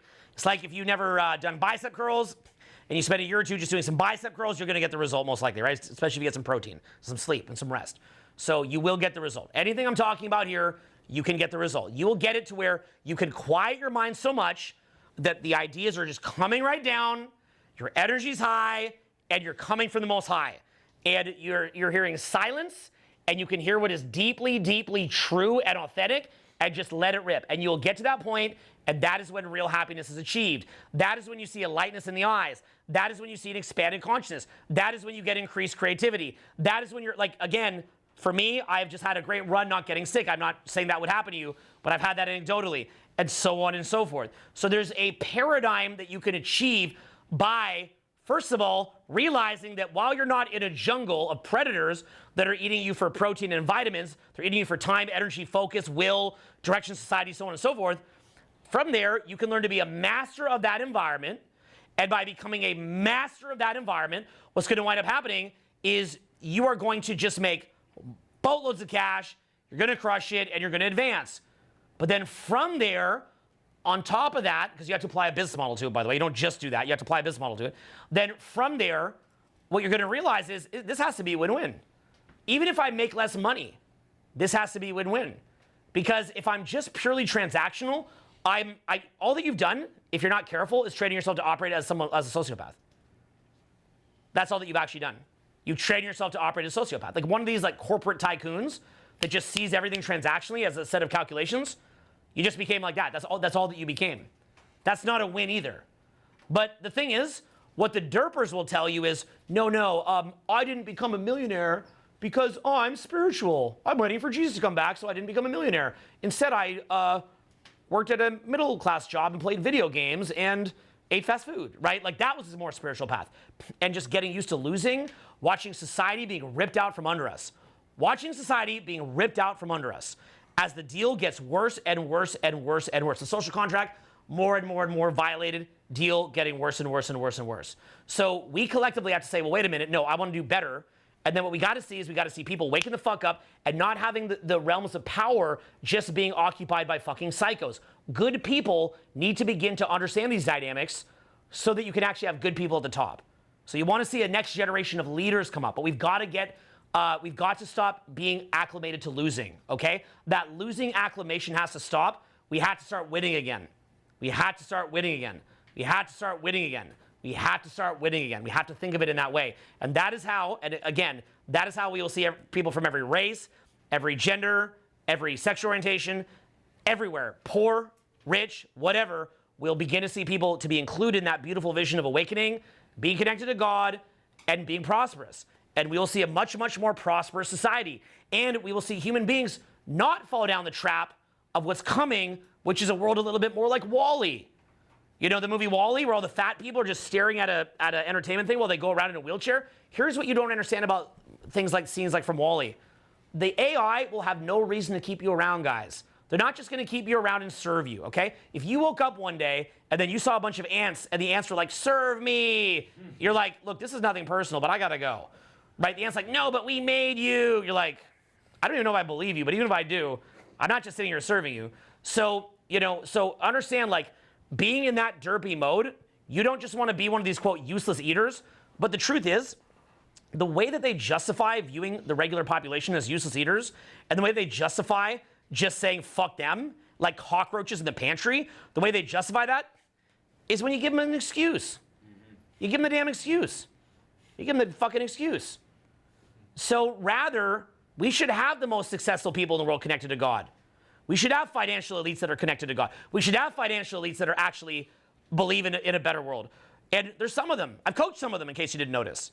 So that can happen. With the right coaching, that can happen. And you could be one of them, but you don't even realize that. It's like, oh no, he's selling me a dream. It's not me selling you a dream. I'm not even saying that I personally can get you there. But you by a statement of fact, you could be one of them. Question, yeah? What does connected to God mean to you? What it means is that you're not just sitting there in a derp state, numb, on autopilot, taking the path of least resistance, so that you can hide from your personal hell. You're not dominating everybody by being transactional to hide from your personal hell, but rather you become present to the moment and tapped in, which you draw into yourself by helping other people.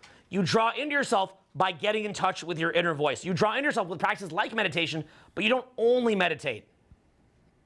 You draw that into yourself by consuming foods that attract that energy, by getting around influences that attract that energy, by getting around friends and paradigms and content that attracts that energy.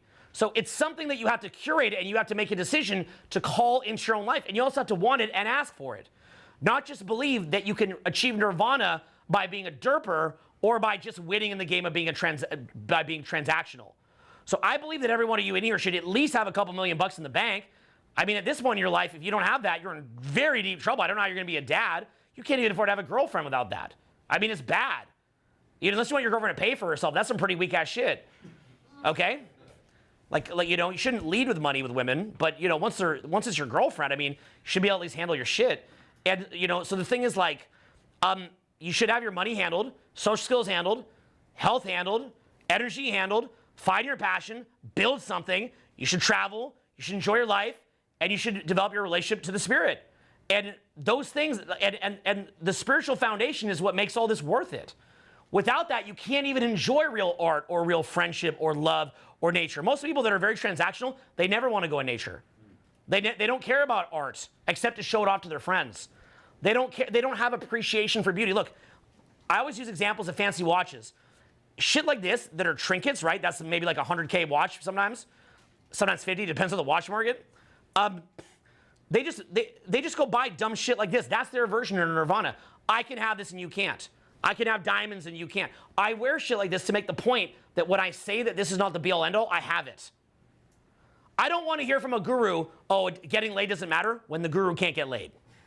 You know what I'm saying? Oh, it doesn't matter, huh? Right. You know, I don't want to hear that money doesn't matter from someone who doesn't know how to make it. I guess the counter argument would be that they're just lying to you, saying that money doesn't matter so that you would take their spiritual course, but I don't sell spiritual course. Okay? So I'm saying that money does matter. But what I'm saying is that money is a foundation for prosperity, to protect your family, to travel, to consume better foods, to go do things that are valuable. And spiritual people need to stop viewing money as just the transactional version of money. They have to stop seeing it that way. Because I see building a business as you hit walls, and then when you hit that wall, the only way that you can pass it is to get spiritually tapped in. Because you're not, look, if you got a super attractive significant other, you're not going to enjoy that if you're someone who's jealous, right? You guys see what I'm saying? If you're someone who's easily jealous and you fail shit tests, you're not somebody who's going to enjoy having an attractive significant other, right? You're going to be miserable all the time. If you're somebody who's not emotionally level and you don't have a spiritual foundation, you're going to hate your business. You're going to hate it. You know what Elon quoted running a business as? It's like eating glass. Now he has a higher awareness. But that's how he put it. Because the ups and downs are too much. But if you can stay level and spiritually grounded through that process, then you have the energy that you need to build it, and you have the emotional regulation in order to be cool through the whole thing. So you have a bad day. Look, I wake up on certain days of business, we lost 30 grand those days. I go, cool, we lost 30 grand day, and then I don't care, and then I just go enjoy my day. And there's no guarantee I have a better day. So it's one of these things where you've got to be emotionally level while you're building it. Oh, you get tired? Well, you're in an energy scarcity paradigm. When you're tapped in, you'll still need to sleep, and you will run out of energy as time progresses, but it'll be way, way, way slower. It's a slower burn. You'll burn energy more slowly. You start adding nutrition in the mix, you'll burn energy even more slowly. You start adding active recovery in the mix, you'll burn energy even more slowly. You'll start downloading more electricity. So sky is the limit. So when we bring in the spiritual element into what it is that we're talking about, it is a whole other paradigm.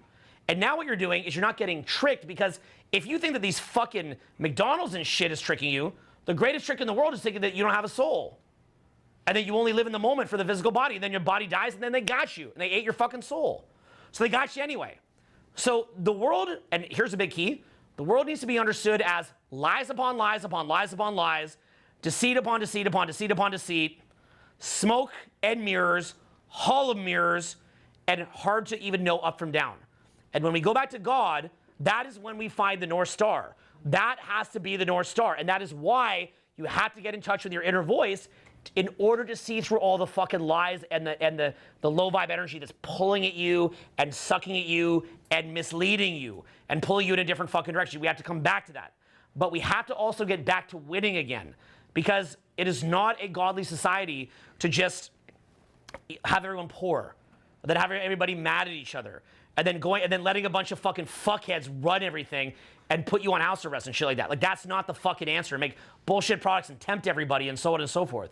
But the answer is not, to run some weird communist revolution and say that you're not allowed to drink a milkshake, right? Almost like the extreme version of the way that we handle drugs. The war against drugs, now it's like the war against milkshakes. The war against McDonald's. I'm not advocating for that either. I think that's go this way, my man. I think that way is very fucked up. Okay, it's not about banning a motherfucking milkshake, okay? What it's about is about getting people to the point that they wouldn't overdo it in the first place, okay? We've got to get to the point we don't overdo it in the first place. Always with the great questions. Let's hear the next one. So if everyone is doing this model, this holographic model. Everyone's doing social media. Everyone's creating. Well, social media is an example of an easy to win business, but keep going. It doesn't have to be, not everyone doing social media. So if we're all starting to create these live, in-person, spiritually minded, growth-oriented things, how do we convince others if we're still stuck on pouring ourselves? We're still poor in this sense. Well, what I think is what I'm trying to do is I'm trying to tap into the fact. What I'm trying to do here is I'm trying to tap into a level of motivation with you. So you basically have higher self-motivation, day-to-day self-motivation, and lower self-motivation. Some speeches that I do, all I'm going to do is just stunt on you, floss on you, and get you greedy, and that'll motivate you. Some speeches that I'm going to do are getting you to just look at your basic life and your basic needs, making you realize that they're lacking, and that's going to motivate you. Some speeches that I do, I get you thinking about helping others, and that's going to motivate you. Everybody's motivated from different things. Some of you are more motivated from showing your ex-girlfriend that she was wrong to dump you. Some of you are more motivated by just getting a better place to live. And some of you are motivated by the direction of society and being a living, breathing example so shit doesn't get fucked up. So when I'm doing talks and I'm recording them and I'm posting them, I'm trying to hit at different angles. So this is one angle that I'm trying to hit at. In truth, I could show you many angles that I could hit you at, but this is one of them. I'm trying to hit that angle of making you realize that your action does matter. And that's what I'm trying to say to you here with this talk is that you matter. You matter more than you realize. Your action matters. Your decisions matter. Your awareness matters. Your soul matters. You have the capability to shift the tide. You have the capability to get us winning again. We will start winning again. We will see society come out of this shit. We will walk down the street someday and see people that are happy, awake, not ready to fucking rob each other, hate each other, honk in traffic, poisoning their fucking selves. Okay, we will see people doing the right things for themselves. We will get there, not by making people do it, but by being an example of that and beginning to see the culture change. Okay, so guys, did what I say make sense? Yes. Are you able to see when you walk outside the derp state? Oh, yeah. You're able to functionally see it. Can you see the derp state in yourself? Yes. Are we going to fucking rise above the derp? Yes. Okay. Yes. All right. Okay, that's the end of the first segment. Thank you guys very much. I appreciate it.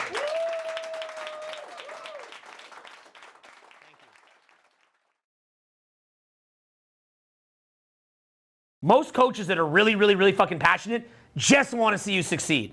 They just want to see you succeed.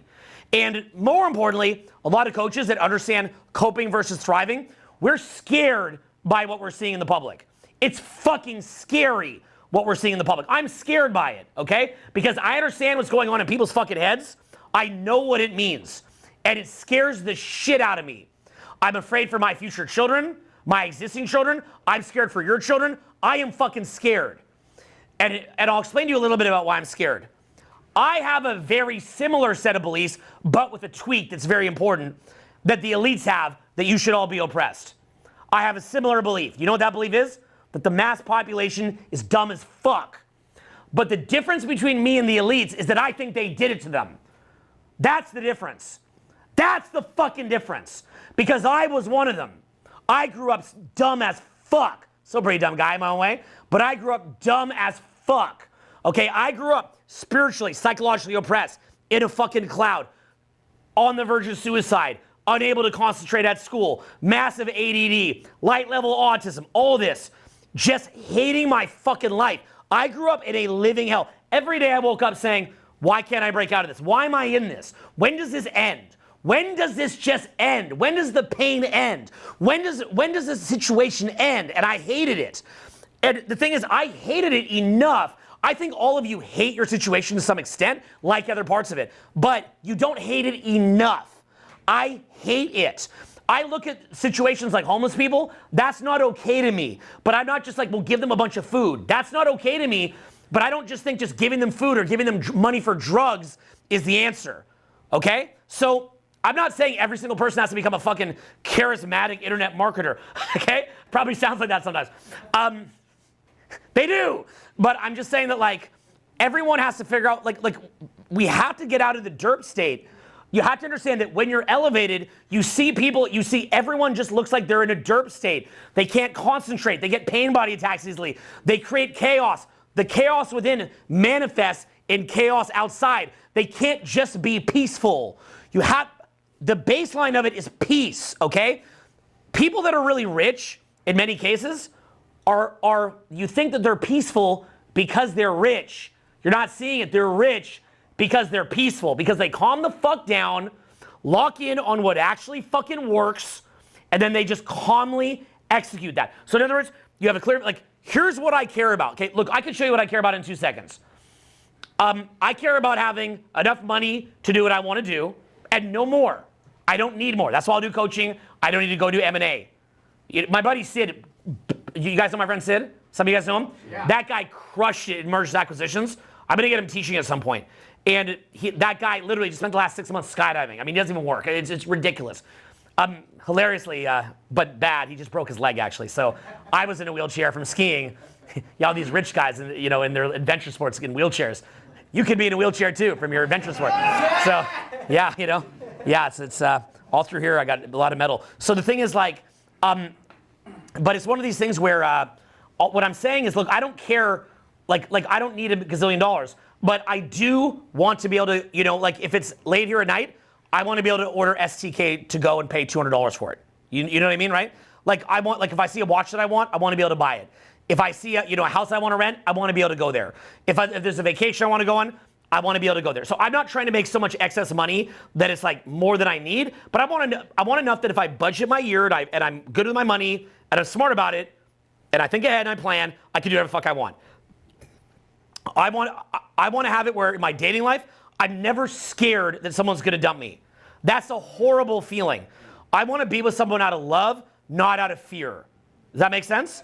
Okay, I'm not just stuck there. I want to be with someone that, if I'm with someone, I want them to know that I really like them because, yeah, maybe she's attractive, but I've got 30 other people like that are also attractive, but I chose her because of her personality.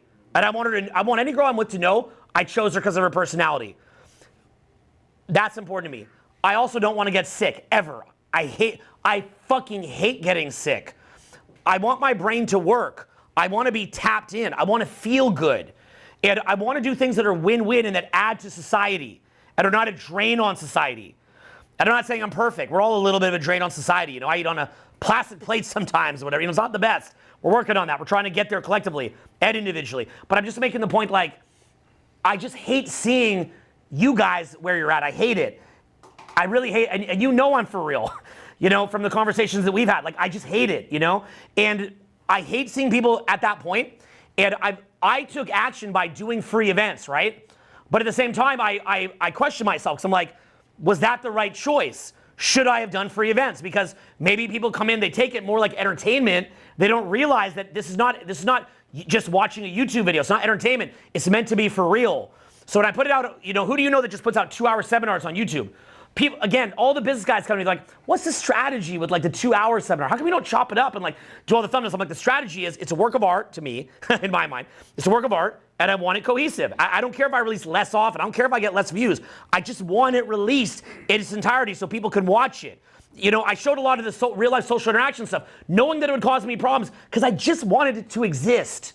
I just wanted that to exist because when I was young, I would have killed if somebody would have recorded themselves having real life interaction, so I would have had to be lonely and fucking depressed and wanted to blow my fucking brains out. I just wanted that to exist. I understand the criticism of it, and in retrospect, I'm like, all right, I hear it, okay, I've done it, I'm done. But I just wanted that so that people could understand how to go and meet somebody. That's what I wanted. So what I want for you guys is to get what you want. I want you to be as happy as you want. I want you to have the money you want. I want you to have the dating life and significant other and family and children that will eventually lead to that you want. If that's what you want, I'd recommend you to have kids. Amazing. I want you guys to be spiritually tapped in and not stuck in a fucking parasitic form of consciousness that is sucking you dry of life and vitality. I want you to have a sex drive until you're much older. I want you to travel and to see the world. I want you to have fun. I want you to contribute to the awakening of human consciousness. So, like I said, in the future, what I want to do with this, I don't like that I charge money for it, but I feel conflicted because a lot of people, including right in the beginning of the Kabbalion, which is very much studied by the elites, they literally say every generation some fool comes along that tries to wake up the masses. And it basically describes the masses as disgusting animals. That says that literally they will sit there in front of your house, crucify with their pitchforks right at your house, crucify. And that was in the Bible, where Jesus did nothing wrong, and for no reason at all, they just hated him. Because the parasitic consciousness that runs people doesn't want to die. It does not want to let you get back to base level consciousness. There's a parasite that's inside you that is afraid to die. Because and it's basically what some people might call your ego, but there's different versions of ego, from the clinical version to the spiritual version, okay? But it's a parasite. And that parasite, it just sucks the energy out of you, and it causes you to live in delusion and contracts your awareness. It's just fucking terrible, okay? And so because the world is in that parasitic consciousness, we live in a fallen world. And the thing is that anybody who comes along that tries to awaken people, they're gonna get attacked. And maybe they'll be attacked for like maybe they did something wrong here, they did something wrong there. But the thing is, regular people that are not pushing for the awakening of human consciousness, regular people that did bad stuff too, that's regrettable, they won't get targeted or picked on. But it will be specifically the person who is trying to wake people up, where that energy kicks in and says, keep them asleep. So you have to understand that it gets to be a bit of a farce, where it looks like these sort of like misguided idiots every generation kind of come along and try to help wake people up. And maybe they wake up some people, but they never really get to the point that they want. And so the dynamic never really changes.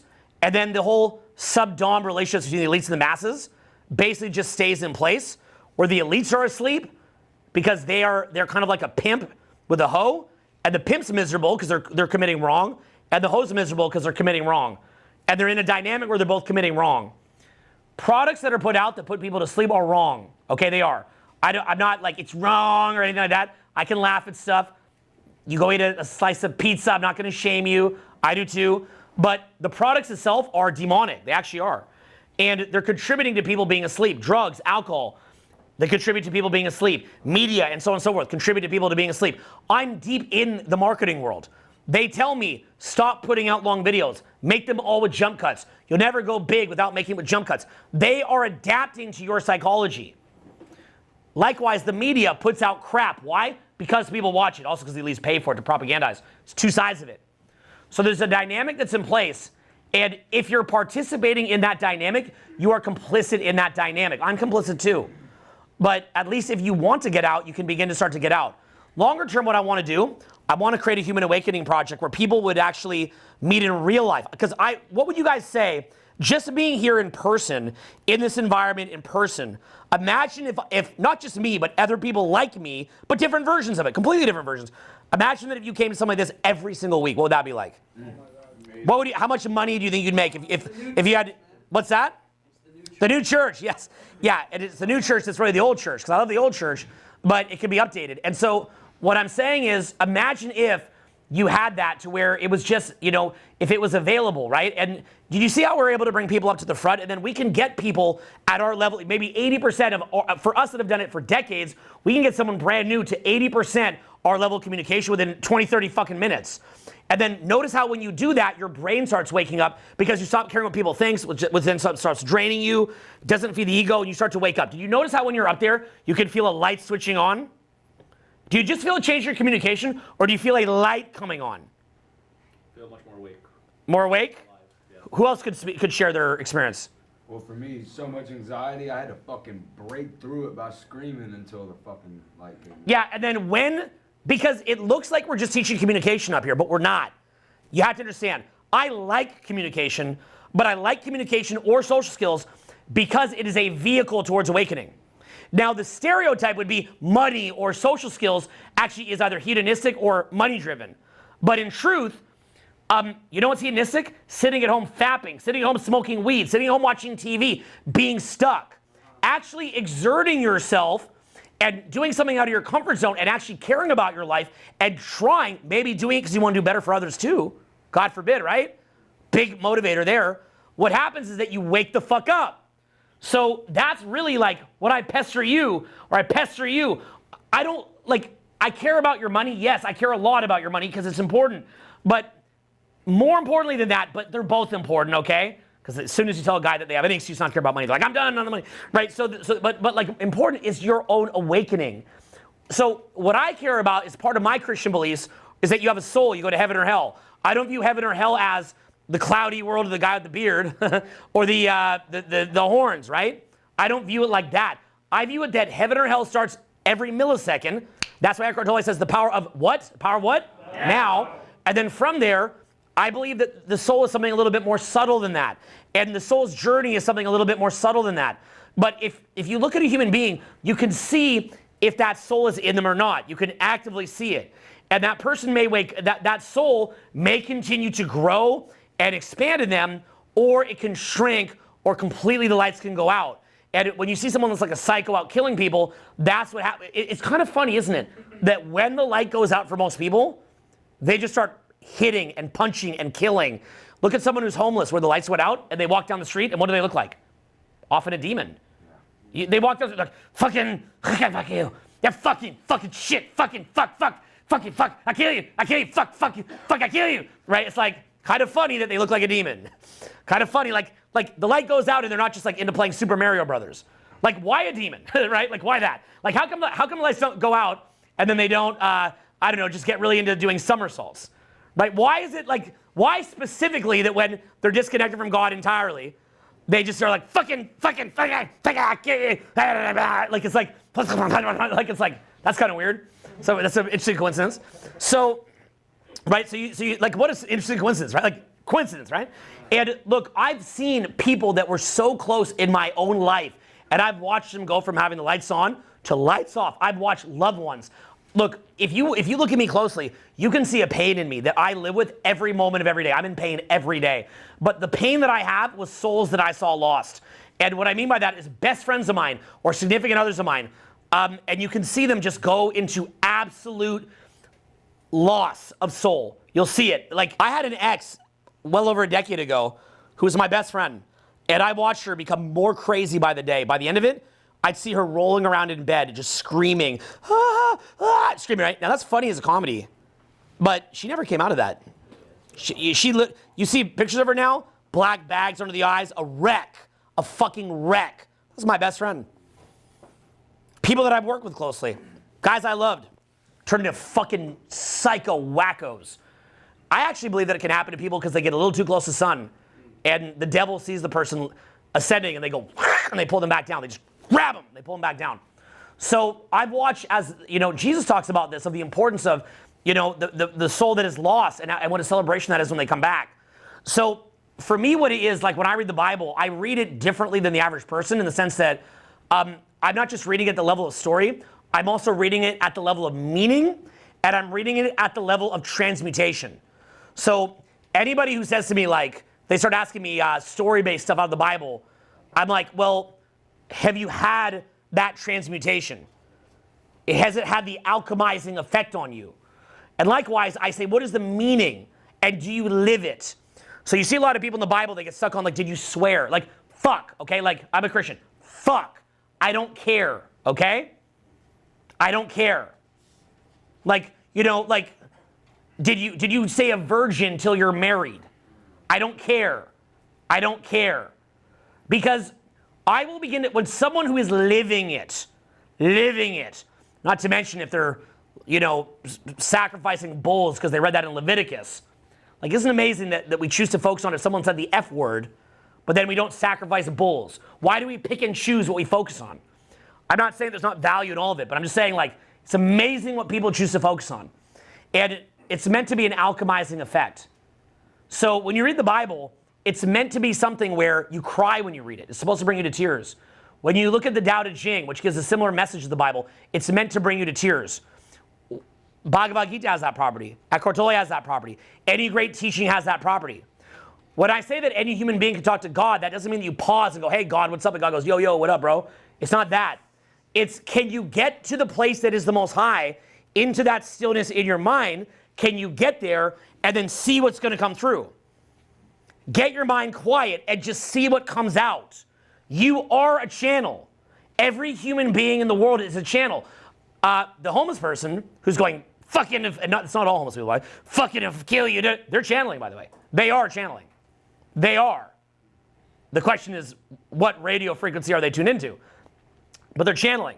So what I'm trying to show you guys how to do, the larger message, is how do you tap into the right radio channel, get tapped in, get calm, get energized. You're calm, energized, chill, and then you say to yourself, there's only 5 or 10 things that really matter. The rest is a bunch of garbage. So you have to have that North Star going towards the light. And if you know what that North Star is, what the light is, all this other petty shit is so dumb. It is so stupid. You will see how much of your life you just wasted on gossip, shit talk, being mad at people, grudges, victimhood, distraction. All that shit, okay? All of it is diminishing your light. And your life's getting away from you. When I was young, I got in a car accident when I was in my late 20s. And it was the week after I got the mother of my kids pregnant. And I'd finished working on the Blueprint Decoded, which was my major project in my life for about half a decade. I got that out, paid a lot of money, released it, made money off it, was so happy. And the Blueprint was my legacy at that time. I got the mom of my kids pregnant, and a week later I got in a car accident, thought I was dead. I went, wow, I got the Blueprint done. I reproduced. I guess I'm gonna die now. I guess that's it. I literally thought I was dead. And in thinking that I was dead, my only realization was, oh, fuck, I got tricked. I got tricked because my life was flashing in front of my eyes and I could see all the fucking waste. I was being shown the waste of my life. All the gossip and the bullshit and the distraction and just everything that was taking me away from what mattered, and it was all clear. And I think some of you in this room have had, like, who here in this room has had a near-death experience where you had a similar experience to what I had? Yeah, so see, isn't it amazing? Like, I'll talk about, like, you can talk to God. But then people say, like, is that talking to God? No, it's just going into silence and seeing what you channel through. Or I say, oh, you had a near-death experience where you could see what's important in your life. I sound like I'm being hoity-toity, and yet 20% of the rooms had an experience like that. It's not uncommon. These are not experiences unique to me as some kind of guru. I'm not a guru. These are experiences that are commonplace. You should be having experiences that are like these recalcitrant experiences where you realize that your whole life is like a fucking lie. Your whole life is fucking stupid. You fucked your life up on stupid shit. You wasted years of your life on stupid shit. And that instead you say, well, what's actually important to me? So that's what I encourage you to do in events like this is lock in on what is actually important to you. Get locked in on it. Then what you do is you see what's going on. Okay. Then you just keep driving towards that. Driving towards it. But here's the best part. When you're spiritually tapped in and you get out of your own way, you don't even need to use force. You will naturally do it. You won't resonate with bullshit. You just won't. You will no longer resonate with distraction or bullshit. You know what you're going to say to yourself? You're going to say, you know what? I want to go take my kids to Montana. I heard there's this park called Yellowstone and Glacier up in Montana. I want to go get a little permit, and I want to go in there, and I want to take my kids, and I want to rent a cabin. I want to have a fire with my kids and my friends. We'll get a bunch of food. We'll laugh. We'll have a fun time. We'll go do a hike in nature. Maybe go do some skiing. Maybe we'll go take a helicopter somewhere. Maybe do some heli skiing. Like, why not go do some heli skiing? What would you rather do? Think about dumb shit, sit home, smoke weed, or go heli skiing? Heli skiing. But you can do that. You can do that. But yet, how many people in this room has ever been heli skiing? Nobody. But you could do it. It could happen, right? And people will laugh at me. They're like, oh, Owen's so dumb. He believes those idiots could go heli skiing. Like, I'm an idiot. Fuck those people. I don't believe that. That's the limitation. I'm not saying it's all about heli skiing, right? It's just a heli skiing seminar, okay? Just a big rant about heli skiing. I'm just using that as an example. Think of something that you find compelling, right? Like, you know what I did? I looked up Gates to the Arctic. You guys know what Gates to the Arctic is? Gates to the Arctic National Park is one of the least commonly visited parks that you have to fly into in a private plane. It's up in Alaska. It's so beautiful, it's very jarring how beautiful it is, okay? Go look up Gates to the Arctic. I saw that provided a North Star for me that I want to bring myself and my kids to Gates to the Arctic. So by having that as a North Star and knowing how expensive it is, then I had a vision for what I wanted. So now whenever bad food's put in front of me, drugs, alcohol, I don't have a problem with that, but anything like that, anything distracting, if that's not getting me and my kids up to Gates to the Arctic, I don't want it. I don't care. When I was younger, it was creating Blueprint, or moving to Hawaii, or doing hiking in the rainforest in Hawaii.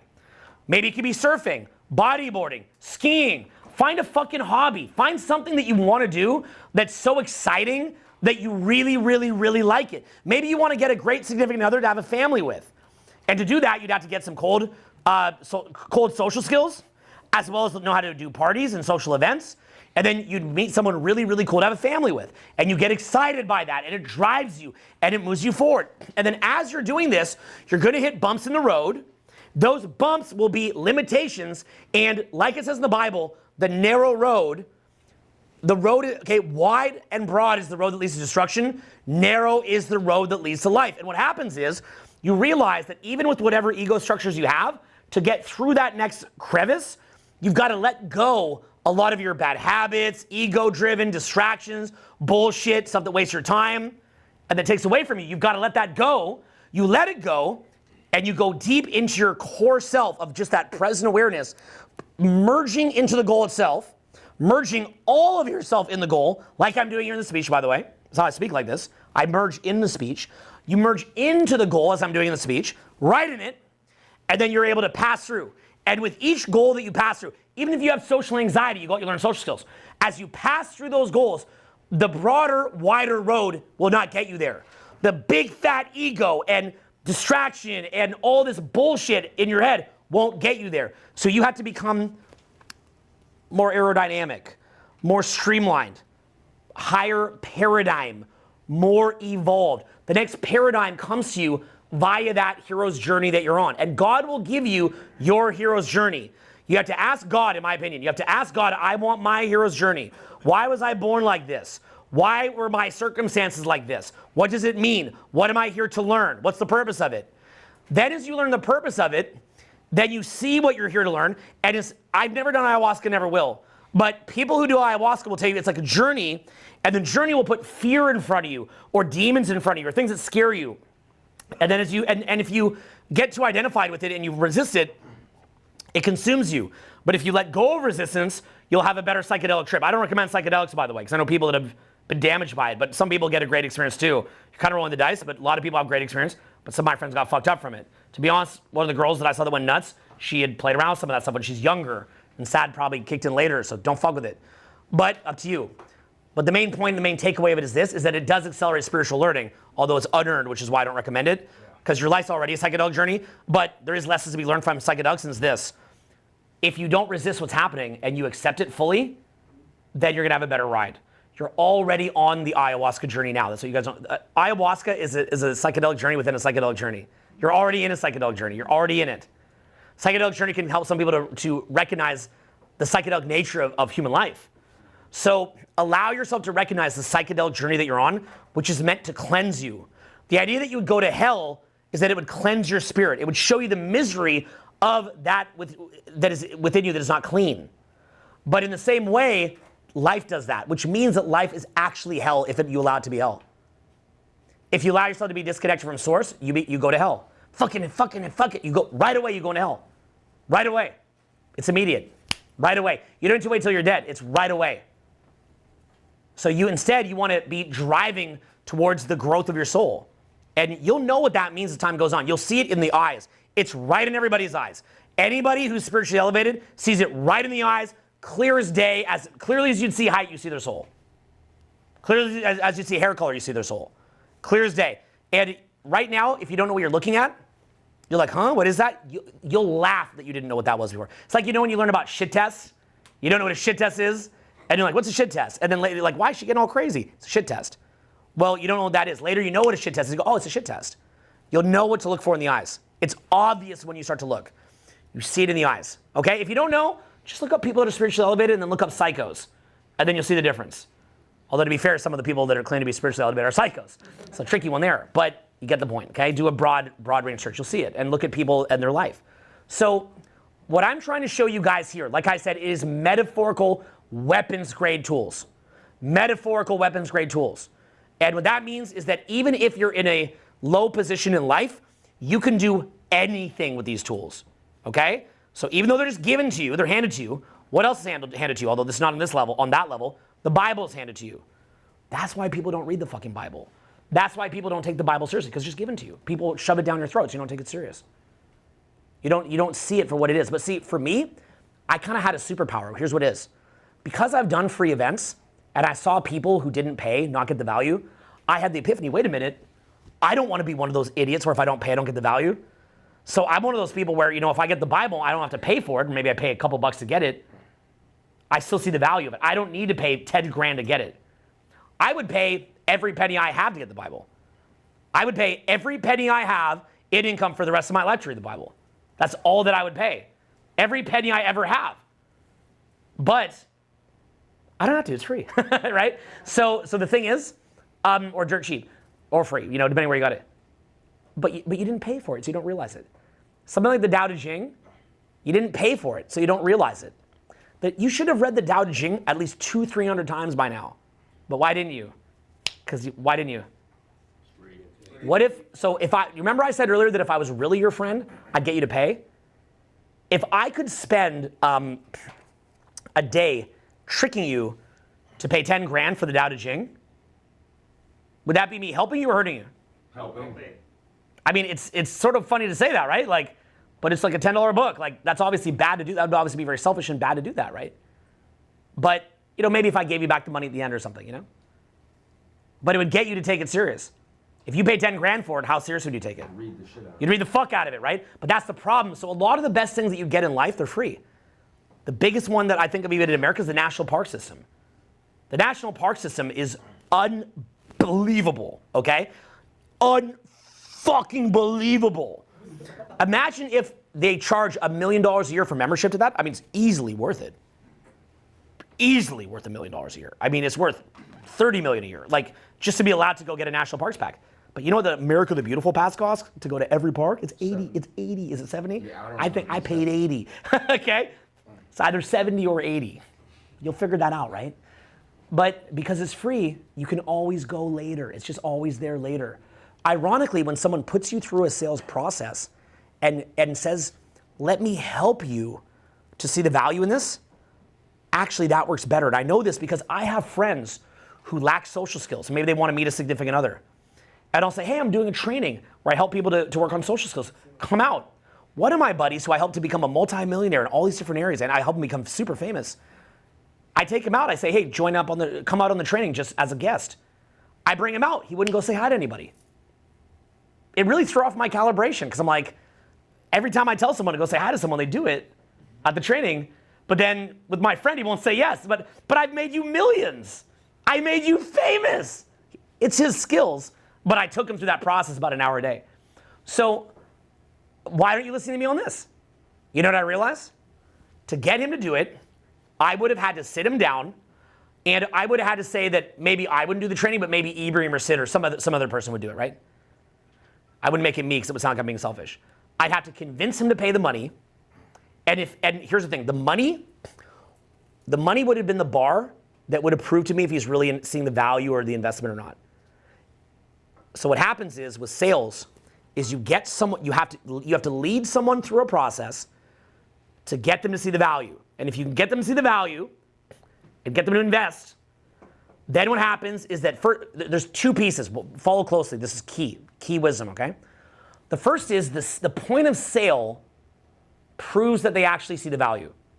Like once they pay, now you know they get it. They're like, okay, they get it. Because before they would pay, they actually didn't get it. Follow that. That's key. Are you guys catch that? Did everybody catch that? Before they actually paid, they didn't get it. Because if he recognized that it was easily worth a couple grand to learn social skills, if he recognized that, he would have paid. So if he hasn't paid, he doesn't recognize it, okay? So it's a signal to me as someone persuading him that he's not yet persuaded. Me just bypassing the sale and giving it to him is a coward's lazy way of trying to show this up to him because it never works. So then what would happen is once he paid money, what would that have done to his motivation? What's that do? Skin in the game. Say that word, skin in the game. Skin in the game. It would have created skin in the game. Then also, say this word again, loss aversion. Loss aversion. So he would have had skin in the game. He would have had loss aversion, which then means that after I had taught him, he would have the skin in the game and loss aversion, and he'd be hunting an ROI. So it's actually very, very hard to teach people for free. So I'm at a loss because I'm at this crossroads where I want to create something where people can get taught for free because I'm scared for society. But what have we learned? It doesn't work, right? My top marketing experts, I tell them about my ideas to build something for free, And which, by the way, I already do the thing for free. I just travel and do it. But I'd like to set up where it's just for free. And they say, no, the people they're not going to get it. They're not going to get it. By the way, I'm going to add another subtle piece here, okay? This is extremely subtle what I'm going to say. Probably go over most of your heads, but like for someone in 100 years watching this, they're going to go, holy shit, they're going to freak out, okay? Most of the people that I helped that I didn't get to invest, some of them I held their hand up to, because I'm so crazy, I held their hand all the way up to astronomical success. That would either be coaches that I trained that became multimillionaires, and I just helped them all the way through, or people who I dated and provided them such a peaceful, prosperous, amazing life filled with joy. And they hadn't, and they kind of stumbled into that just because they're hot. You know, I was kind of getting something too, I guess. But the point is, like, you know, they're hot. But the point is, like, you know, I kind of pulled them in that reality, and they're getting all of that, but they're not. But they're living in a reality they didn't earn, and you can't even hate them for it because they're living in a reality they didn't earn. They don't know what it means. They don't know when they're sitting there eating a nice dinner. They don't know what that means.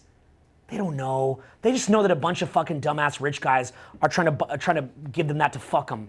So they don't even know. They don't know. They have no concept of money or what it took or the context. Where somebody who's eating that dinner, who knows what it took to eat it, every bite has meaning, has a significance, has investment, has skin in the game. Because it's like, wow, like I had to do all this. People who buy fancy watches, for example, right? A lot of guys collect fancy watches. They might buy a $100,000 watch, and they buy that watch just to commemorate a goal that was achieved. That watch can be resold anyway. They tend to hold their value. The ones that are certain ones hold their value. It's not even really losing money, but it's just a way to commemorate a goal that was achieved. That watch means something. What if you give that watch to a random person? What does it mean to them? It means nothing, right? It means nothing, right? This watch to me means something. What does that watch mean to you? It's a little stainless steel watch like that. What's it mean to you?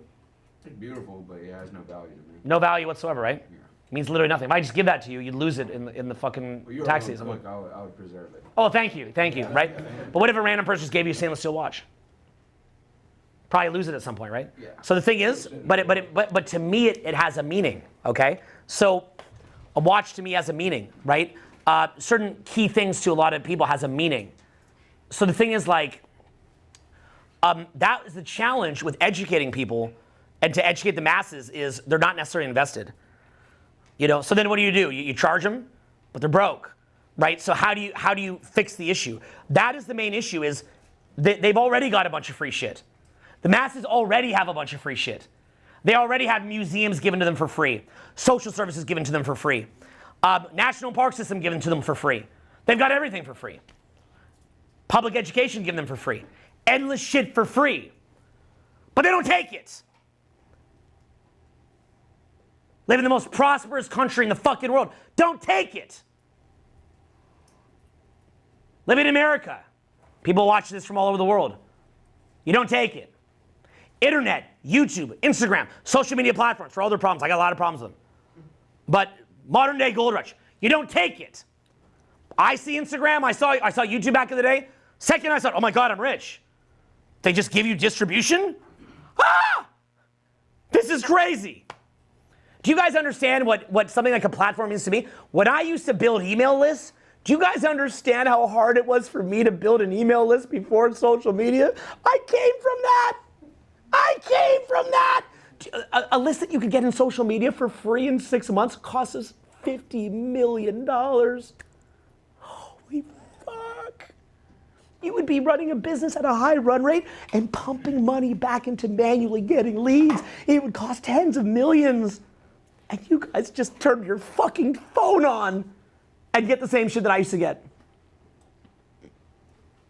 You have a car. Imagine somebody who took a horse across America dying. You want to go to New York, LA, you're going to die.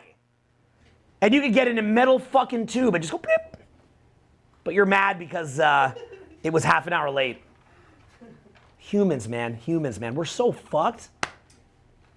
It's only when we climb to the top of the mountain to see the wise man on the mountain, right? You climb, listen, I've taught this example before. You want to learn wisdom, right? So you climb to the top of the mountain, you climb the top, you go to the top of the mountain. And you sit up there, and after a month of hiking up this mountain, the wise, enlightened man is at the top of the mountain. And you say, wise, enlightened man, I climbed to the mountaintop. Tell me the secret to life, And he looks at you dead in the eye in deep presence.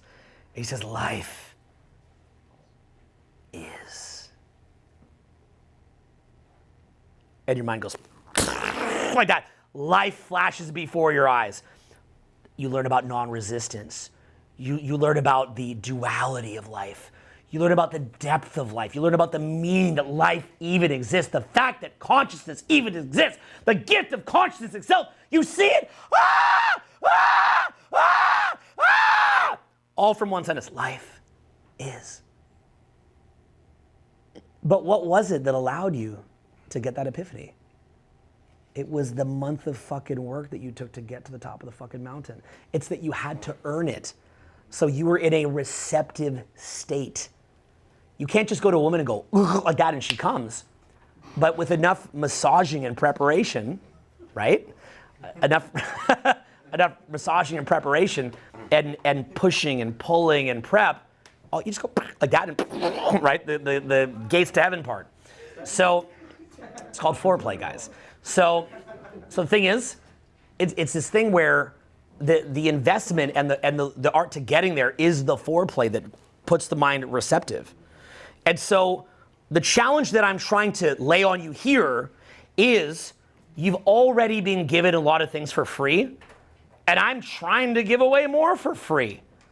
But my worry is you're giving something free to people that already have so much for free.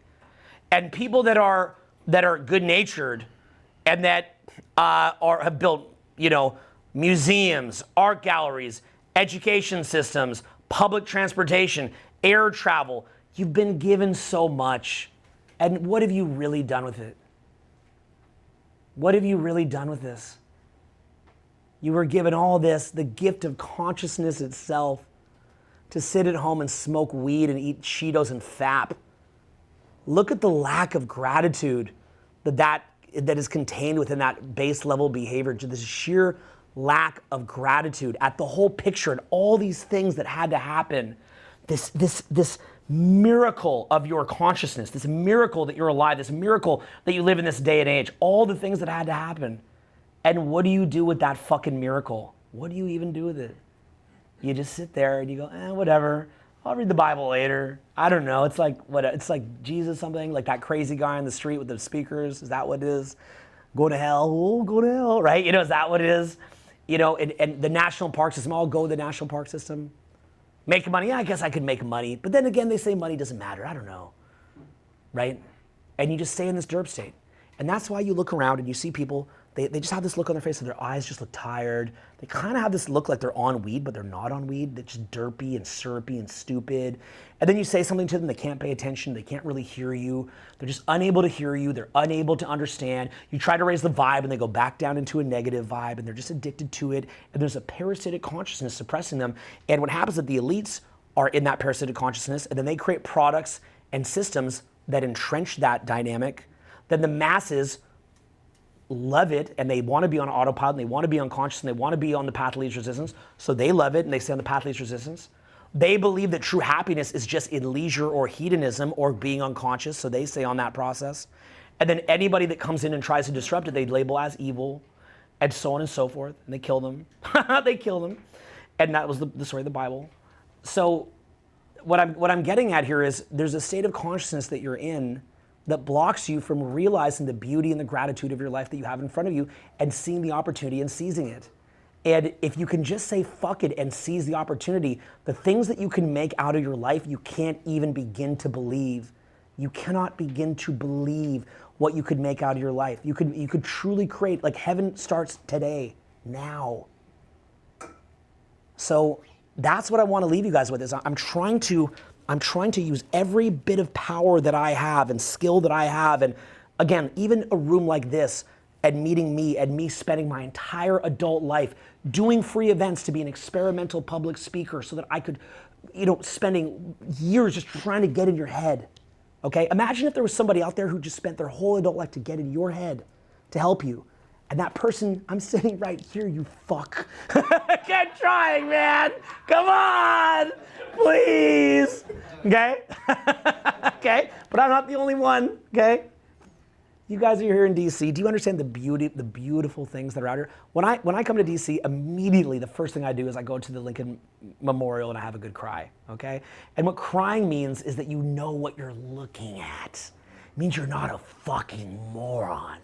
And then I make sure to go to the beautiful, beautiful museums, and I'm gonna go to Shenandoah, and I specifically booked to come here to DC in the fall so I could see the leaf peeper season in fucking Shenandoah. And I made sure to go to Alexandria, and I walked around the whole neighborhood. It was fucking beautiful, man. It was so beautiful to see the history of the fucking city and seeing the mountains and seeing the museums and the monuments, being by the White House. It was fucking cool, man. It was fucking cool, you know? So that's what I'm trying to show you guys, is how to enjoy your fucking life, right? And part of God's creation is that you're here to enjoy God's creation, to enjoy it and take it in. Imagine you made somebody a beautiful dinner and they just sat there looking at their fucking phone. You know a beautiful experience to have? Just take a $20 bill and walk up to someone who's working a shitty job and just hand it to them. And you know what you'll often see? They appreciate it, but they don't let it land what just happened. They go, you'll see it, they go, this is powerful what I'm about to tell you, okay? They go, oh yeah, cool, like that. The reason that they can't fully, and we can do this in experiment, maybe I'll make a video out of this.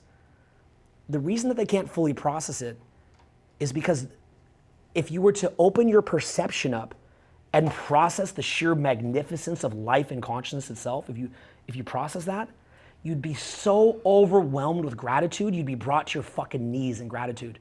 You just start crying. You just start crying and crying. Oh my God, oh my God, oh my God, oh my God. That's all you'd think. But somebody who is in that lower state, we think that they're working a bad job and that they're unhappy because they're working a bad job. And that's perhaps true because it's a cycle, it's a loop, right? It's a self-reinforcing cycle. But another part of that self-reinforcing cycle is that they're working the bad job because they don't have gratitude. If they had the gratitude, they'd see the beauty of life, they'd see the opportunity, they'd start getting after it, they'd start seizing it. So it's so you can actually put it to the test. You could say, oh, you're unhappy because your job sucks? Here, let me give you $5,000. Oh, you know, right? Like they can't process it. Or even if they are grateful, oftentimes they come from a position of like, kind of being at the effect, like, oh, thank you, thank you, thank you. But it's like a gratitude that comes from not the awareness that they could do it too.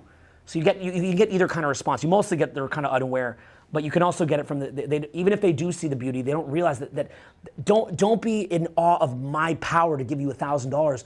Be in awe that you have the power to do this. This is not my light, that you're seeing your own light. I'm a human, you're a human. I'm a human, you're a human. You could also do this. You could be the person to give the person $1,000. That could be you. If you guys see me running around doing free events, you could be the person running around doing free events. Have you ever positioned yourself as, I'd like to be just running around doing free events? I'd like to be going out there putting out free 2-hour videos or whatever kind you want. Mine are long, right? You know, whatever kind you want. Why can't you be positioned as the person to do that? But you can. Sometimes if you even think a couple steps ahead of where you're at, of what you want to give, it kind of leapfrogs you ahead. I want to give this. I want to be the person to give this. Sometimes if you just went and just opened your palm and just gave a $5 bill to someone on the street, it can shift the direction of the spiritual energy. So instead of it being always taking, you just go, oh, I really don't want to give this $5. All right, man. And then as you watch them go, oh, cool, all right? And you're like, oh, that's it? That's it? Has the energy changed? So, right, so that's why in the Bible, when you see Jesus getting people to give, it's to shift the spiritual energy to come from source and out rather than being sucking in. That's why giving is such a powerful piece. What I'm trying to show you how to do here is to recognize that, you know, when I talk about my challenges with my next steps, I'm trying to just show you what I deal with and my personal conflicts and inner conflicts, but I'm trying to use that to creatively to try to draw your attention to the fact that whether I do that or not, don't wait for me to do that, you know, right? If I do that, that's for me and something I'm doing, and maybe you'd even help me. But you already have a bunch of free stuff is what I'm saying. You're here right now, someone's watching at home, you have free stuff, you have the resources now. The resources are there now. You have everything you would need now. You have tools now, weapons, metaphorical weapons grade. I'd say metaphorical because people take me literally. Metaphorical weapons grade tools right now that you can use to change the fucking world, man. Not just to change your own life. That's the easy part. You could, once you fix your own life, you could change the world. And I've had clients that have, and they really have. So we're gonna do a bunch more personal transformation work tonight, but I want to make sure that I came in here and gave a little piece to you guys. You guys enjoy that? Yeah. Cool. So that's a little piece I want to give you guys. Thank you.